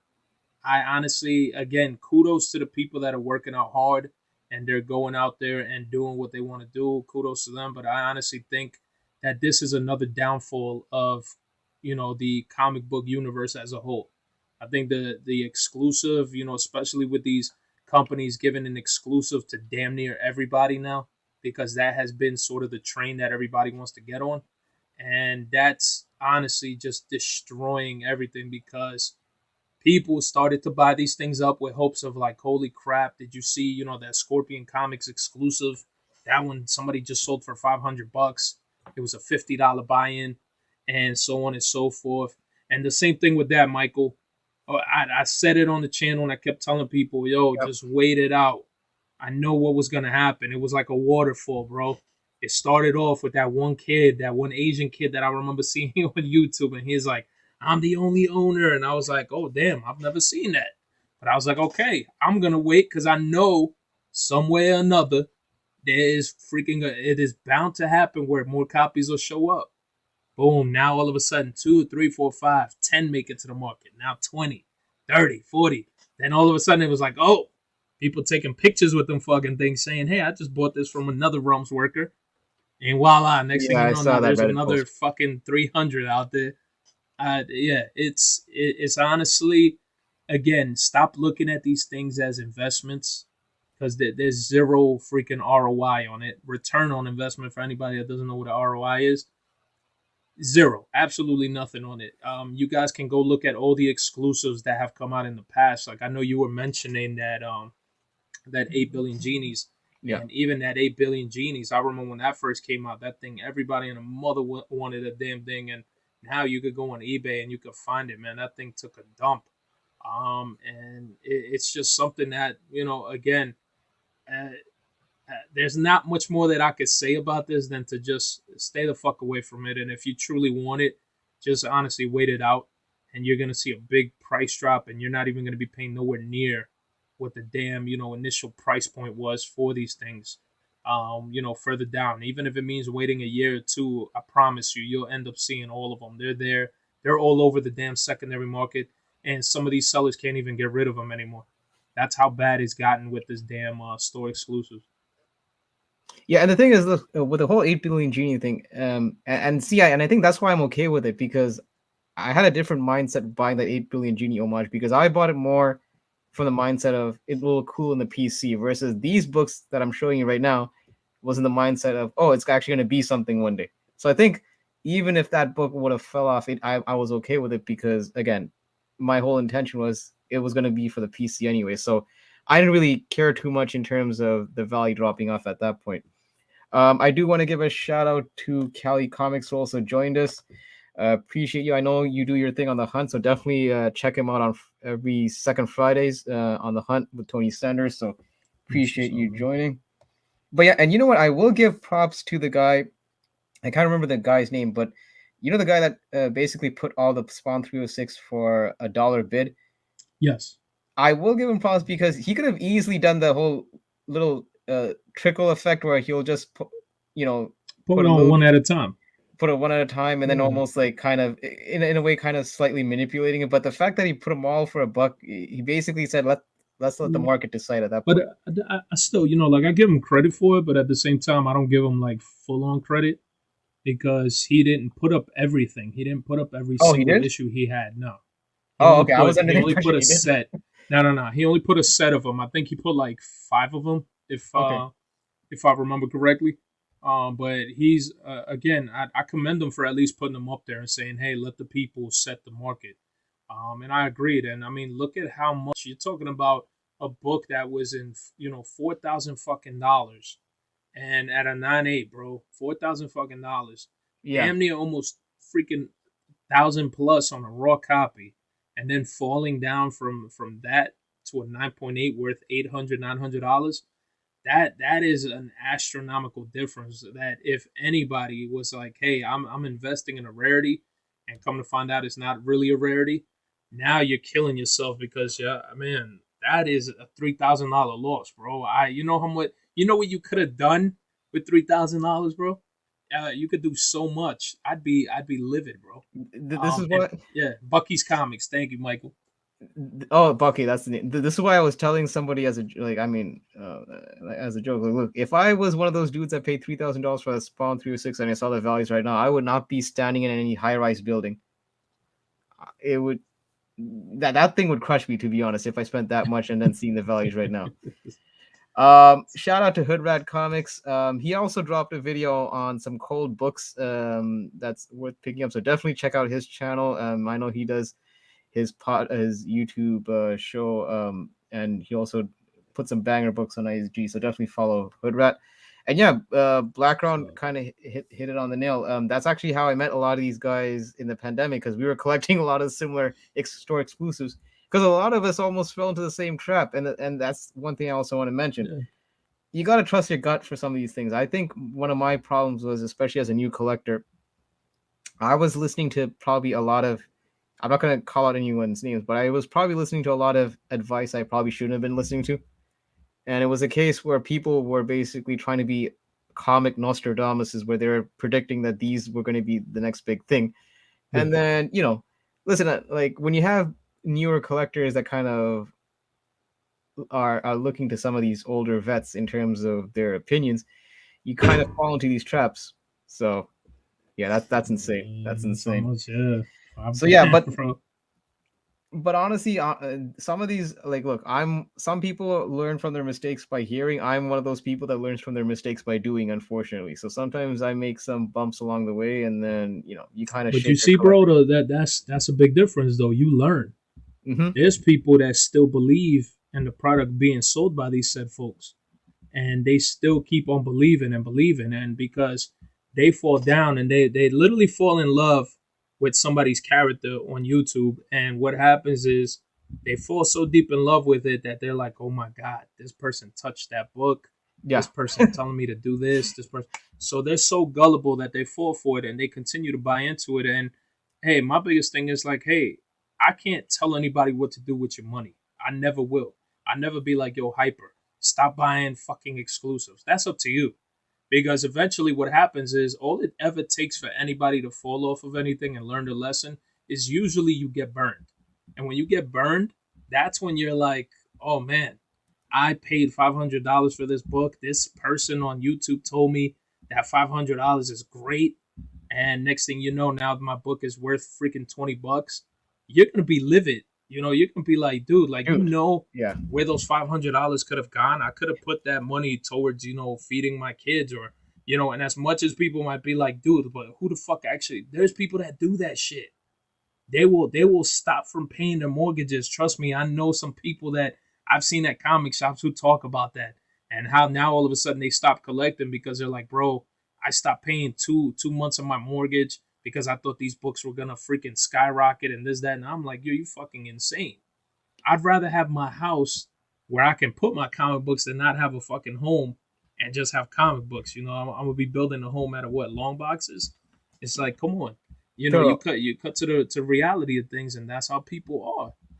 I like because during the summer I was buying collections from certain people. There's one guy that I bought a collection from. He told me that he had a bit of a rift with his brother-in-law because his brother-in-law was so in debt with the hobby that he had line of credit, and basically it was actually messing up the mortgage payments to the point that it was actually causing marital problems at home. So I'm telling you, bro, and that's what happens. That's usually what I see too. It's the same case down here where I see a lot of people. The long box cabin. Oh, no, man, fuck that. Starts raining, it's a wrap, bro. It's done. But no, it's the truth, and I've seen a lot of people that I've talked to, and they were like, dude, like, I'm getting out of comic books because I got into massive debt, and I'm like, yo, why would you put yourself in that predicament? And again, it was that wave where everybody was feeling good, everybody was selling things for freaking ridiculous amount of money. And I was there too. I freaking sold things, but I was comfortable with letting go of things and being like, you know what? I know I paid $5 for this book. Somebody gave me $100 for this. The market is going for $300. I'm comfortable because I made myself freaking $95 or whatever, $90 or whatever the hell I sold the book for. So I'm perfectly fine. I know I found that book for $1. But again, it was that moment where people were fucking getting carried away, and a lot of people were just like, you started to feel yourself. You started to almost feel like your shit did not stink. And that's how a majority of everybody was. And when the good start, when it, how they say that if it's too good to be true, then it ain't true at all, Yeah. So that's what was happening with the market. And even now, the biggest thing is, like, from my own account, was the shit that I personally witnessed with my own eyes, the shit that was happening behind scenes, and the shit I was seeing at cons, where all of a sudden it was like, oh yeah, we told people we sold out, but we got like fucking 2,000 more copies back here. I've heard stories about that. Yeah. And that's the shit that fucking like pissed me off beyond belief, and that's where I started to be like, yo, this whole fucking store exclusive shit is gonna implode on itself. I had people fucking sending me messages, people unsubscribing from my channel. They're like, I can't believe you're saying all this crap, and I'm like, I stood my ground. That's all I'm gonna say. I stood my ground, and I was like, no, I'm gonna fucking expose this shit, and I'm gonna put out the truth for what it really is. I'm not gonna sit there and freaking say like, oh yeah, guys, go buy the Venom 26 in Hyuk Lee. It's the greatest investment you'll ever. No, that to me is fucking is fucked up, dude. Like I would never want to do that to people because I know how hard I got to work for my money.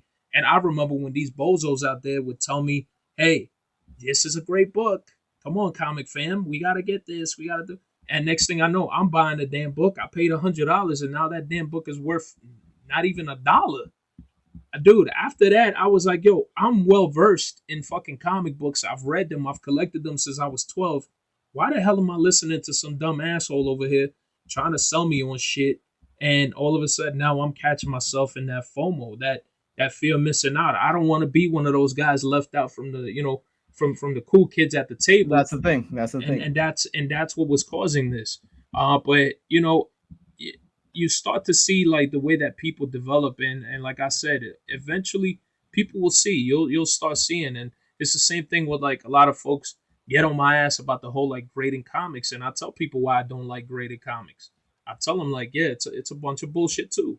There's a lot of shit happening behind the scenes that they'll never freaking go ahead and put it out there because there's so many people that invested so much fucking money into graded comic books that if anything were to happen with these grading companies, yo, you know how much thousands of, well, I shouldn't even say thousands, millions of dollars would be fucking lost because people would be livid. And now anybody out there that starts to hear that, hey, this company is fucking fake, they were fucking grading fake books, they're fucking grading all this, that, and the third, people will start losing their shit because now, guess what works out? They got investors now.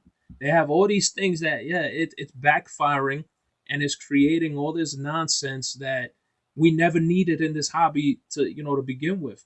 Is the whole grading thing like an insurance? Yeah, I get it because I used to grade. I used to get my stuff graded, even with the old labels from back in the days. And I used to tell people I started to catch on to the game when I started realizing like, damn, I'm getting kind of these, like let's sugarcoat your grades a little bit because you sent in a crap ton of fucking books to us. And even though I know personally, I started to get good at like grading to keep your business kind of. Yeah, I started grading my books. I was like, dude, this is not a fucking 9.6. This is like a 9.2 at best. And I'm like looking at things and all that little shit, bro. People were starting to think I was like creating conspiracy theories at one point when I was doing everything on my channel. And everybody's like, yo, you fucking lying. And I'm like, yo. No. I'll give you an example, actually. Yeah. One of my old local LCS, he kind of brought me over and he showed me, that Shazam #1 book from the Bronze Age. It was this him. Yeah, like, Shazam. Him First time he Yeah. Shazam it. So he showed me 2 books. He covered the grades, right? Yeah. Both books. One book, clearly the cover was tanned. It looked like it's been on the sun, and the color was faded. There's a bit more spine ticks than the other book. He asked me to guess both grades. The first book I thought was a 9.0. The second book I thought was a 7.0. Mm-hmm. Both of them were 9.4s. Dude, and here's my thing, bro. Like, I wish collectors would open up their eyes and realize, like, listen, if as a collector you would have sold me one of those fucking 9.4s and you decided to be like, and your devil horns are coming out and shit, and you go, I'm gonna sell this guy the 10 copy, bro, I'd be fucking livid if one of my kids gets a hold of that CGC fucking slab, they drop it cracks. I'm gonna be like, hey, I'm inclined to take it to reslab, yeah. And then for them to freaking like, I paid you $1,000. This is hypothetical. I paid you $1,000 for that fucking 9.4, and now all of a sudden my kid drops it, cracks it, gets sent back, and now this shit comes back a 5.0. You know how much money I just fucking lost from those $1,000 right there that I gave you for that 9.4 for that fucking book. Now this book is probably worth maybe 100 and some change, dude. I'd be fucking livid, bro. And that's the thing that bothers me with it, because it's like you're certifying and you're saying that yes, these grades are as consistent as possible. And no, there's a lot of inconsistencies. There's a lot of inconsistencies. And what I don't like is that they have that one little freaking, tiny writing, all grading is subjective. So then that means that anybody in all technicality can become a grader, including it's myself, a cop-out. without even having to take a test. You can go ahead and grade and say, hey, you know what? I feel like this is a 9.2. It's not even about being technical anymore. It's sort of about feelings or how, yes, a lot of these grading companies were exposing themselves when former workers were like, well, yeah, I left from there, and now all of a sudden I worked for them, and they told me I had a quota where I can only give out freaking 29.8s for Right. everything I graded. Dude, that shit right there, all these little things started to set off alarms for me that I was like, bro, this shit makes no sense. I'm like, why are people? The only way to ever stop that shit is for everybody to just say, you know what, I'm fucking done grading books. I'm not fucking sending my money to these assholes. And then you'll see how much of a change will really happen. Like I'll give you like my I know it's not about store exclusive, we're talking about grading, but like my stance on grading in general, like I don't have that many slabs compared to Ross, but I guess the reason I would probably purchase slab books are in certain cases where, like, if I'm buying like a high value Silver Age book, generally I usually go CGC, just because when you start getting to raw copies of, Silver Age or Bronze Age, you start questioning restoration and all the other stuff, and then for my peace of mind, that's one reason why I'd buy a slab. The other reason is I'm like the only guy in my family that's a collector. So if, ever there's a time that, let's say, you know, hopefully that day doesn't come soon, but let's say I pass on or something, Yeah. it's one of those cases where, like, look, if my family needs to sell off the books or something, they have the grade on some of the high value books, so they don't have to second guess what it goes for. If ever they like, because I doubt they're gonna keep my comics, when I leave, right? So it's one of those cases. All right, Right. at least they're set if they want to get rid of those comics, and they have. That's kind of like my rationale for. But I do agree. There's listen, I've seen it firsthand. How I've seen a couple of 9.8s where I question, is it really a 9.8? So I don't think people should take grading as a gospel. After all, they are human beings. They're Yeah. doing it, unless they get into the whole. I know there's a whole topic of having AI doing grading, but I don't even think we're there yet, because there's a lot of AI grading. I think we're a ways off before Yeah, that. you need AI to turn pages. You need, but even then, though, who's to say that me, a human, can't put it under a scanner and turn the pages for the AI Mhm. to freaking scan and go through? AI already automatically should have the number of pages that are within a comic book. If anything is missing, any coupons, any stamps, whatever the case, tattoos, so much freaking thing. There were those packs of cards that used to be in certain comic books. If that stuff is missing, yes, can you consider that incomplete? 100%. But I still see that there is, again, being with human error comes a shit ton of it. Yeah. Error is never not going to exist, when it comes to humans, because you're seeing things like, you've seen the guy that recently cut up Pokemon cards, submitted them to CGC, and they sent them back high grades as manufacturer errors. Oh, I didn't know Yeah, about that. dude. And you know what they did with that guy? Because he exposed CGC for it, they actually banned him. And they told him, they were like, yo, here's a nice little cease and desist. Stop Wow. talking about our company. And this is the shit that I said. I was like, so, okay. So if you're a concerned customer and you're trying to test out and see, hey, are these guys legit? And now you get banned because you were exposing them for the bullshit that they're doing. Hmm. Not only that, they were also grading other cards too that they were claiming to be errors, and those cards weren't even the error cards, and they were marking them down as errors, and people were paying premium prices for them on the That, secondary market, bro. this almost sounds like the PGX level shit. That's what I'm saying. And look how quick PGX, because everybody loves to use the term canceled. Look how Yeah. quick PGX got canceled when people started finding out that they were swiping out books That with better that copies and then selling their own shit. It's like, come on, man. you can't recover from that kind of rep. No, bro, and it's like, who's to say that that's not happening? Maybe CGC, CBCS, they're doing a great job at covering that up. Again, do I trust? I started to lose trust in people at these grading companies when I started realizing, I'm like, man, they're sending me shit that's not even mine. It's not even my book. Damn. There was a specific book I sent out with a date stamp on it, bro. So How you did the you knew, fucking yeah, book? okay. Yeah, how did the book come back with no date stamp? That's what I want to know. I That's was there looking at that shit. I was like, where the fuck is this date stamp? Absolutely nowhere. You sure CCS didn't press and clean that out? I don't know. Oh, dude, and that's when I was like, oh hell no, because I didn't pay for them. I Yeah. use CCS maybe 5 times, I think it was. And when I started noticing, I was like, these motherfuckers didn't even press this shit. Looks the same way that I sent it. I had pictures of it. I looked at it. I was like, oh, hell no, they didn't press this. This shit is still crinkled up, but you still gave me a 9.8. I was like, that's how you know that majority of the time, because they're trying to catch up with orders, they're probably like, this looks good enough. We're going to pass it It and doesn't go call it through a that same freaking day. microscope. Yeah. So that's why for me, like, this is why I also think that a lot of these grading companies need to stop grading all these new comic books when they come out, because they don't even have, first appearances correct. They don't have anything that's within these comic books, in the guts of a book, to go ahead and set a standard and say, you know what, yeah, this is a first appearance for this character, or this is a cameo, or this is the first full appearance, or whatever. They just Well, go ahead and grade them. People sell them. Half the time they don't put nothing on the labels anymore. Then guess what you got to do? You got to resubmit that shit now to get a label. And because a massive amount of people send in saying, hey, this is the first appearance of blah, blah, blah. And now all of a sudden they're like, oh, okay, now we're going to acknowledge that. I'm like, yo, dude, instead of freaking grading all these brand new books, hold the fuck off for 6 months at least before you could even send any new books. Then that way you could take care of everything else that has already existed. And that way you're not having any fucking issues with anything that's you know what I mean?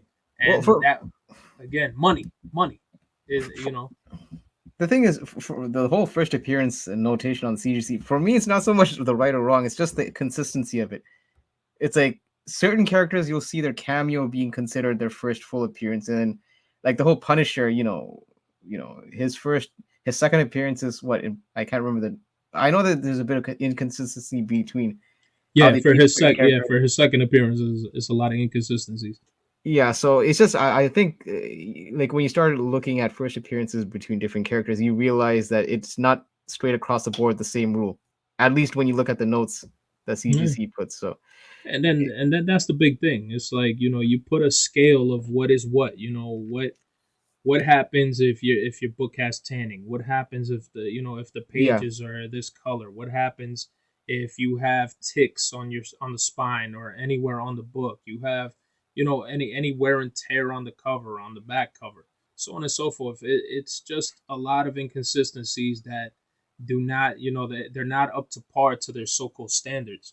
And if you go to buy their CGC grading book, and you start, I mean, great example is that fucking acetate. Something again that yeah, I yeah, exposed yeah. like a bitch with everybody in the chat. And I said, I Mm, was like, how can you grade a book where they stapled a brand new cover? They stapled it on there and go ahead and puncture the original fucking book. And now you're giving this shit a 9.9, 10.0s and all this. yeah. How is that even after the fact? How do you still even have 10.0s and 9.9s with green labels, bro? Even after you literally even acknowledged that you just put fucking staples and damaged the book by adding extra staples. Dude, that for me, I don't know how the fuck that has not set off an alarm with everybody across the collecting universe. Hmm. But even to this day, I was like, bro, that should have set off an alarm within everybody to let y'all know that, hey, this is fucking bullshit. This is not, they're not being consistent to what they say their grading, the grading view standpoint is, should I say. It's sort of, I have so many mixed feelings about it. That's why I don't send my books. I'm afraid that I might not have what the hell I initially had sent out. Yeah. There's Well, yeah, people who yeah, you paying insurance on these fucking things. There's people that are scared now. They're like, so what the fuck am I paying insurance for on my books? And you don't even want to give me the money. They'll rather come back and be like, oh, what we're gonna do is we'll give you $50 credit for your next grading. credit. Yeah, I'm like, what the fuck, uh, bro? I'm telling you that I don't know. But again, here goes the thing: it's the the misconception that a lot of people have nowadays, where it's like, oh, CGC is like the king of fucking grading, so you need to send your books there if you want premium money. I'm sorry, but if I get my shit graded by CBCS, I'm not gonna charge you any fucking less than what the hell the CGC going no, rate is, because you literally have a company where people who were former employees of CGC went over to start their own thing because they didn't like what was happening at CGC. That should be very telling of what the fuck is going on. And for them to, even for people to say, yeah, I bought a CBCS slab And I was like, man, hey, let me go ahead and give a crack. I'll crack this open. Let me send it to CGC and see what they grade it. And CBCS gives you, a hardcore grade of a 9.6. Send it over to CGC, and now like I got a 9.8. I heard And I'm that paying before. fucking premium. Yeah, I heard that. dude, trust me, I know because I used to do it. I used to fucking do it. And I was like, damn, that's when I started to find out CBCS grades a lot harder than CGC does. Yeah, And that's when I was like, boom, let me do my thing. And now all of a sudden I'm like, hold, okay, I got my 9.8. This is what I now, wanted. I don't know if you dealt a lot with this other company, but I have one EGS slab, and let me tell you something. It's a 6. I got a 6.0 for an Uncanny X-Men issue. If you actually look at the book itself, like at least from the cover and all that, it doesn't. Any other grading company, I probably would have guessed maybe it's like an 8.5, 9.0. EGS, I mean, again, I don't have much experience with EGS, but they seem to grade a lot harsher than even some of the big two. No, really. Yeah, Yeah, I don't have too much experience with it. I remember when I started hearing a lot of people with EGS, and I know they were doing all like the different label color labels, colors yeah. to match Yeah. match the comic book or whatever it was. But yeah, I'm sure, dude. It's one of those things that like again, they always talk about it being subjective. Mhm. This is why like if you're a seller of comic books, it's always best to just undergrade something. It's not you're not going to lose the Absolutely. world on it. Yeah. If you truly want to get top dollar, then you might as well send that fucking book in to get graded yourself and let it come back at that 9.8, and then that way you can sell it. Because there's just it's inconsistencies all across the board, man. Again, we're all human. You might look at a book and say, oh, it's a 9.8 for me. I'll be like, yo, bro, this shit's a 9.4.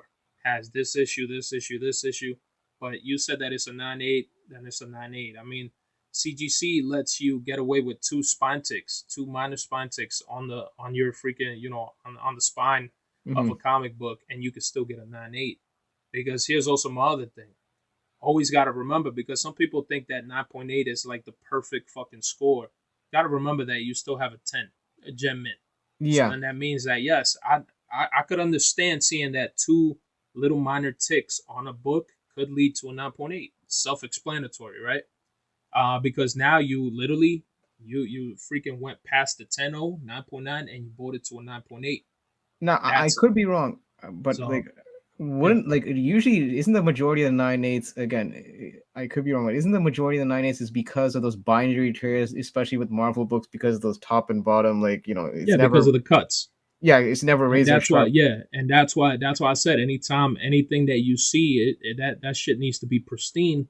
But Mm. there's books that I've seen where I'm like, yo, this shit should be a 10. There is absolutely nothing wrong with it. It is flawless, and it comes back a 9.8. It's almost like their So go-to grade at that point.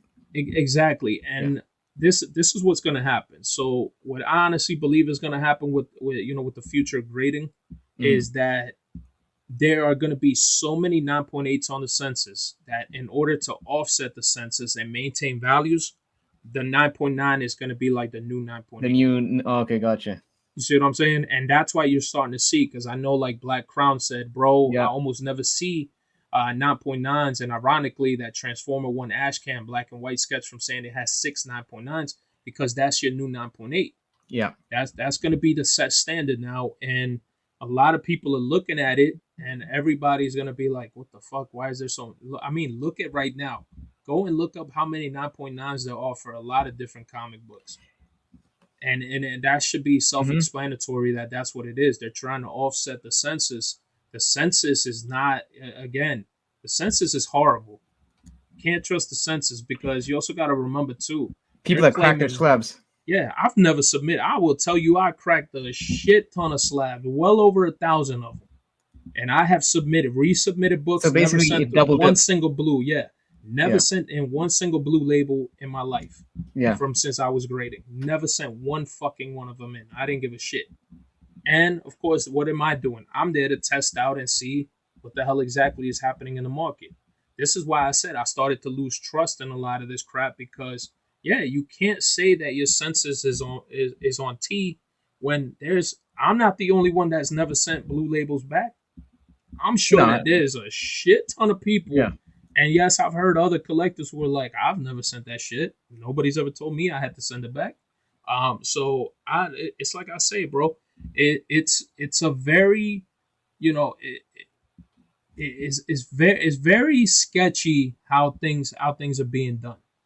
And this is why I tell the collectors out there, be very weary when you start to get even questioned. Where I've seen videos on YouTube of other YouTubers who have gone to cons and they look at the fucking slab, and you have the sellers at a booth telling them like, "What are you looking at? This is a 9.8."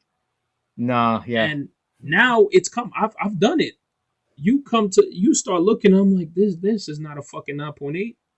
Why would I drop $1,000 on a book that I know that if that shit drops from a 9.8 to a 9.6, that is a It huge tanks. fucking price. Yeah. Yes, exactly. So this is where I either say collectors need to start coming to terms where it's like, hey, you only maybe knock off $100, $200 from that 9.8 to 9.6, and not like, you look at the price for like an ASM 301, right? Look at how much it goes from a fucking 9.8, and look at how much a 9.6 goes Mm-hmm. for a fucking ASM 301, bro. That is huge money. You think that I want to lose that if my fucking slab? Because here's the other shit I never liked with these grading companies. Yeah, the reason we have to check, bro, didn't you build the inner wells to fucking withstand any impact, any fucking Exactly. damage to the fucking comic book? So how are you You going should to technically say get the same grade if you exactly? regrade So it. Yeah. how are you going to say that we're going to change the grade when you fucking resubmit the book?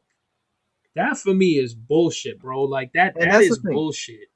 And that's the thing. I mean, and you're right, because like I seldom buy raw books. I mean, graded books. Usually, my graded books in my collection are usually books that I've submitted to CGC and got graded. I don't think I've really bought that many, a few, but you're right. Usually, I don't take the grade at face value. My logic is, if I was to, let's say, crack this book and resubmit it, will I get the same grade, or am Yeah. I feeling like I'm going to throw the dice on this one, and then I might actually end up getting a lower grade?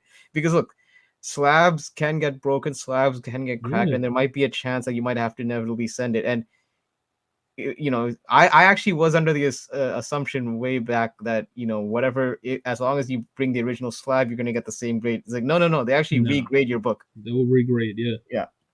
And So I mean, to anybody, dude, I mean, you start to lose money on things, you're gonna be, just like anyone out there, you're gonna be livid, you're gonna be mad as shit.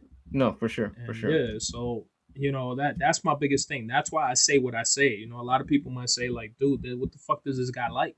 And it's like, listen, I used to be like that. I used to be like, yeah, I love this. I love grading. I was all for it. But once you start to be like in the midst of it, and you start to see, everything at true face value, like they like to say, everything starts to change for you. Everything starts to fucking like, it's almost like I got to a point where I started to dislike the hobby, bro. It's like That's how bad it was. But then I told myself, I was like, I shouldn't allow these grading companies, I shouldn't allow any of these YouTubers, anybody on IG, anybody just period, fucking force me out from loving, from freaking loving something that I have forever loved since I was 12. And that's what it is. Like, you start to see the breakdown of a lot of these things, man. And I've been telling people like, man, just wait. There's a lot of shit that I know that I just don't put out there right now because yes, it will affect fucking people. I just tell people to hold on. We're making our way up on the roller coaster, and then we're gonna take that dive where everybody feels like your heart's coming up. That's what's gonna happen. And again, that's my biggest thing. I just fucking have been, I've just gone just weary of everything that's happening with comic books, and a lot of it has to do with greed. But so the thing is, okay, and actually, this is a good full circle moment with this whole conversation. Before I get to that, shout out to Swagger House who just dropped in. What's going Appreciate on, you for Swag? tuning in. And Roscoe, definitely tune into Roscoe as well on his channel. His link is right there. That's what's up, man. And if one of my renters can give Swagger House's link, that'd be appreciated. But yeah, full circle on this whole topic. You mentioned about how kind of falling out of the hobby, and the thing is, that's kind of what I want this whole theme to be about, because like I kind of mentioned some of my pitfalls throughout 10 of these different books. And Yeah. the thing is, there was a point where, let me actually put myself. So there was a point where, I did actually start to get bitter, mainly through most of my own doing. Just it's like, I'll give you an example: the store exclusives, right? When I was kind of buying and I also have to make an inventory on my own decisions and basically realize like, oh, all right, am I really buying stuff that I like, or am I just buying stuff on the trend, on the fad? It's only when I started cutting down on stuff that, all the fat, and I actually start honing in on stuff. Like right now, my pull list is very slim. Right now, I basically collect TMNT, Batman, and Something is Killing the Children, and I believe I still have Venom. It's a very slim list, but again, it's basically done by design because now I'm actually going for titles that I actually want. I'm not going for every single title because I feel like there's going to be a first appearance that's going to pop off and all that. So I guess my, word to anyone that is listening that is new to the hobby is like Thorough mentioned, definitely collect what you like. Don't fall into a lot of these traps. Listen to your gut. A lot of people are going to sell you a lot of snake oil in this hobby in terms of what the next big thing is. But honestly, um, if you collect what you like and you actually do the research, and especially when it comes time to pony up for some those key books, just do your research. Do look up prices and all that, and don't go too much on the speculative side, because speculation is not for everyone. Some people are great at it. I'll tell you firsthand, I'm not as great at some of these speculators that I see on YouTube, so I kind of stay in my lane. I collect what I like, and I find that I'm actually having a second life in this hobby in terms of I'm like right now I tend to go for hard to find variants. Like Thorough, I showed you some of the books that I collected in my Yeah. hunt. That's kind of like the joy that I'm kind of now presently having in the hobby. So I think everyone needs to find their niche in the hobby and basically don't collect like how you're supposed to collect. Collect how you want to collect.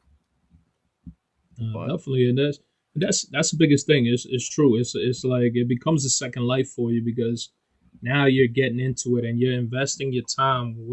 Because now you know it's well worth it. Now you understand that, like, hey, this is something I truly love. I want to go after this. Like I was seeing what Noir was saying that yeah, it happened to me and I ended up selling 98% of my collection and now casually building it back up. yeah, That's what you're not the only one, bro. There's a lot of people out there who are freaking selling their stuff, and I'm one that enjoys having conversations with people, right? So if I ever go to check out somebody's collection and they tell me, hey, like I'm trying to get rid of this, majority of the time I'll always ask them, I'll be like, can I ask you a serious question? Why are you getting out of it? And mm, a lot of the time they'll tell you, be like, I wasted so much money in this. I was listening to people telling me to buy this, to buy that, and I followed the lead, and now I'm freaking I paid so much more in these books than what they're worth, and that's what leaves a sour taste on a lot yeah, of collectors' mouths, versus where it's like, man, for me personally, it's like I wish you would have rather collected what you really loved, and if you had to part ways with that item that you really loved, then so be it. You be comfortable with the fact that, like, you know what, I can get rid of this freaking Batman book that I have always wanted. It was a grail for me, but you know what? Times are hard for me. I need to have money. I need to get rid of it. I got to prioritize myself. That's the big difference. But trust me, everything, it doesn't matter what the fuck you love, something is always going to have value in your collection. There's right, not going to be zero value. You don't have to feel inclined like, hey, I got to listen to this person, that person. And it's, I was there. I did speculation. I loved it. I enjoyed it because I was like, man, I was trying to tie in everything that could possibly happen in the MCU in a movie, the DCU, all that stuff. And after a while, you just start to see that, like, man, this shit ain't even worth it because now, again, it just started to become that snake oil salesman where it's like you could tell people anything now and people will follow suit and they'll be like, oh shit, I got to go get this book. for And sure. next thing you know, you start to create, this new, again, FOMO, like we're talking about right now. And it's sad, it's sad and fucking unfortunate, but a lot of people are going through it. I just go on Facebook Marketplace and I just go and look at how many people are selling collections. Like it's Yeah, fucking crazy. And I was like, holy shit. And I was like, yo, as much as I would like to buy some of these things, I'm like, yeah, I'm not gonna put myself in that situation where now I'm buying up all this stuff and where the hell am I going to put it when I'm already fed up with what I have? And I want yeah, to get yeah, rid of, yeah. I want to get rid of a majority of mine. I'm strategically kind of covering some of the little short boxes. That's why you don't really see it on my on my end. Nah, I'll show it. It even extends beyond this. So there's a it's reason too why I'm much. leaning in front of the camera like this. Yeah, I freaking, I try to make it look nice back here. Trust me, it's not pretty. Damn it, I got way too much shit that. Again, a lot of You it both. too, yeah, was FOMO. I mean, I could go through some of these boxes. I know Hyper was like, bro, I would just love to know what you have in one of these boxes. Like, dude, some of that shit is probably pure FOMO that I bought. Like, I always bring out Captain Marvel, Carol Danvers. Yeah. I fucking hate her. I do. I hate her. I can't stand her. But the only time I ever gained love for her was when she was part of the Ultimates. I Okay. freaking loved her Yeah, part of the yeah. Ultimates. She did such a dope job, but by herself, I can't stand her. And I was buying up all these fucking Captain Marvel shit, with Star and all this shit. Yeah. I have that first Fuck appearance. me, Yeah. man. I was Yeah. so pissed and livid. I was like, why am I buying this shit and I don't even like it? Yeah. I mean, and look, see, and you've been in this hobby a lot longer than I have, and like Yeah. you've been bit by the foam as well. This is what I mean. Like, not everyone is immune. Like, I don't think if you were Yeah. to tell me that you never got bit by the foam, I'd say you're full of shit. I mean, I'm not Oh you. yeah. I'm saying anyone. Like, No, I yeah. think we've all gotten bit by the FOMO at some point. Like, now the various degrees of FOMO, that's a different story. But I think we've all had some case of FOMO. So, Oh, trust me, but man. yeah, I've seen some people at LCSs. These motherfuckers always used to be like, "Yeah, I don't fall into all that shit." Blah blah blah. yeah, And next thing I know, I see them on a Wednesday. They're like, "I'm like, yo, what's up?" And then you see them with like 5 copies of this new first appearance. I'm like, I you told for you that sure. you weren't down for that shit. I was like, you don't even like that. And they start laughing, and I was like, I was like, yeah. Yeah. So that's how you know, man. That's when you catch them in the midst of doing that. Yeah. So I mean, listen. I mean, to basically cap this whole conversation, like we said, like and Swag says it best. I don't know if you know this term. BC kind of coined it. JOMO, joy of missing out. Listen, Mm-hmm. you can't always collect everything that you want. Like, look, unless you have like a bottomless bank account, you're gonna have to make peace with the Exactly. fact that there is gonna be stuff that you're gonna have to at least pass for the moment. But again, as long as you collect what you like, you'll never go wrong in this hobby. And but yeah, listen, Thorough. We're almost a little over 2 hours. I great conversation. I actually didn't think we would get into certain topics that we got into, but definitely enjoyed the convo. And listen, I know we prior to this, we already had an idea of something else we had in the pipeline. I'm not going to reveal to the chat just yet. Yeah. But we definitely have Thorough definitely will be back on this channel for a different segment. And we'll reveal that once we kind of get that rolling. But honestly, dude, appreciate you coming in at the last minute. I know I kind of asked you in a pinch, and appreciate you stepping up. Oh man, listen, I'm glad I could help out. I appreciate you inviting me, bro. That's always a plus. I love, my term, just always saying chopping it up with everybody. Mhm. That's my thing. I enjoy it. Again, I love what you're doing, bro. I'm glad that you're on the grind doing your own thing. And as time progresses, bro, you'll see everything will get great. We'll start to freaking come to its full peak greatness. Like I like to, because when I first started off doing solos and that, holy crap, was that shit. I was Yeah. like fumbling around with Well, you everything. I saw was me like, in oh live, right? Yeah, shit. it's I was it's laughing because you're like, yo, bro, I didn't even fucking go live yet. And I was like, yo, yeah. he put Okay. a countdown. I was like, oh, So the chat is not aware of this, but basically I put the YouTube countdown and didn't realize I didn't hit the live button. So basically Thero's waiting in the backstage, and then he just sees the yeah, 30-second clock run back again because I forgot to hit live. So yeah, listen, that's the joy of that's so doing this good, stuff man. live. You do this stuff on the fly. I listen, I am enjoying, and look, I enjoy putting all these slides together. It's my first time doing this, and yeah, I definitely this will probably be something I'll be doing going forward. And I honestly hope that the chat enjoyed this conversation, and anyone that's Yeah. catching this on the rewind, definitely appreciate your viewership. And yeah, if you can leave a thumbs up, if you are inclined to, that would be appreciated, or leave a Not comment. if. I'm gonna show up to your door, yo. You better fucking hit that thumbs up. That ass. Thoro's No, words, just not kidding. mine. Thoro's words, not mine. No, But I'm just yeah, playing with y'all, man. let's but Thorough, definitely Yeah. let the people know what's going on your channel. You always have stuff popping on your YouTube and your IG. Let the people know. Yeah, definitely, Ben. So I have a podcast, live podcast that I'm always talking about everything that's happened in the industry. A lot of things that have been going on as of late. One of the biggest things has been all the gimmicks. That was one of my latest videos. If you guys get a chance, go and check it out. The channel's called Keep It Thoro Comics. Thorough is spelled Thoro. And last but not least, also go and make sure to check out my hunting videos that I do. So I have a great set of videos that I've been putting out so far. You guys can go check it out. Everybody has been like, bro, where the hell do you find these books? Where the hell did you even come up with this idea to even put these things up? Go and check it out, guys. If you guys enjoy it, likewise, leave a thumbs up, subscribe to the channel if you have not done so already. You don't know me. I appreciate y'all again. Everybody's favorite bad guy. Y'all find out why. Appreciate all y'all, man. I appreciate you, my man. Thank you, Yeah. Hyper. Shout out to everybody. Shout out to Canada, yo. First off.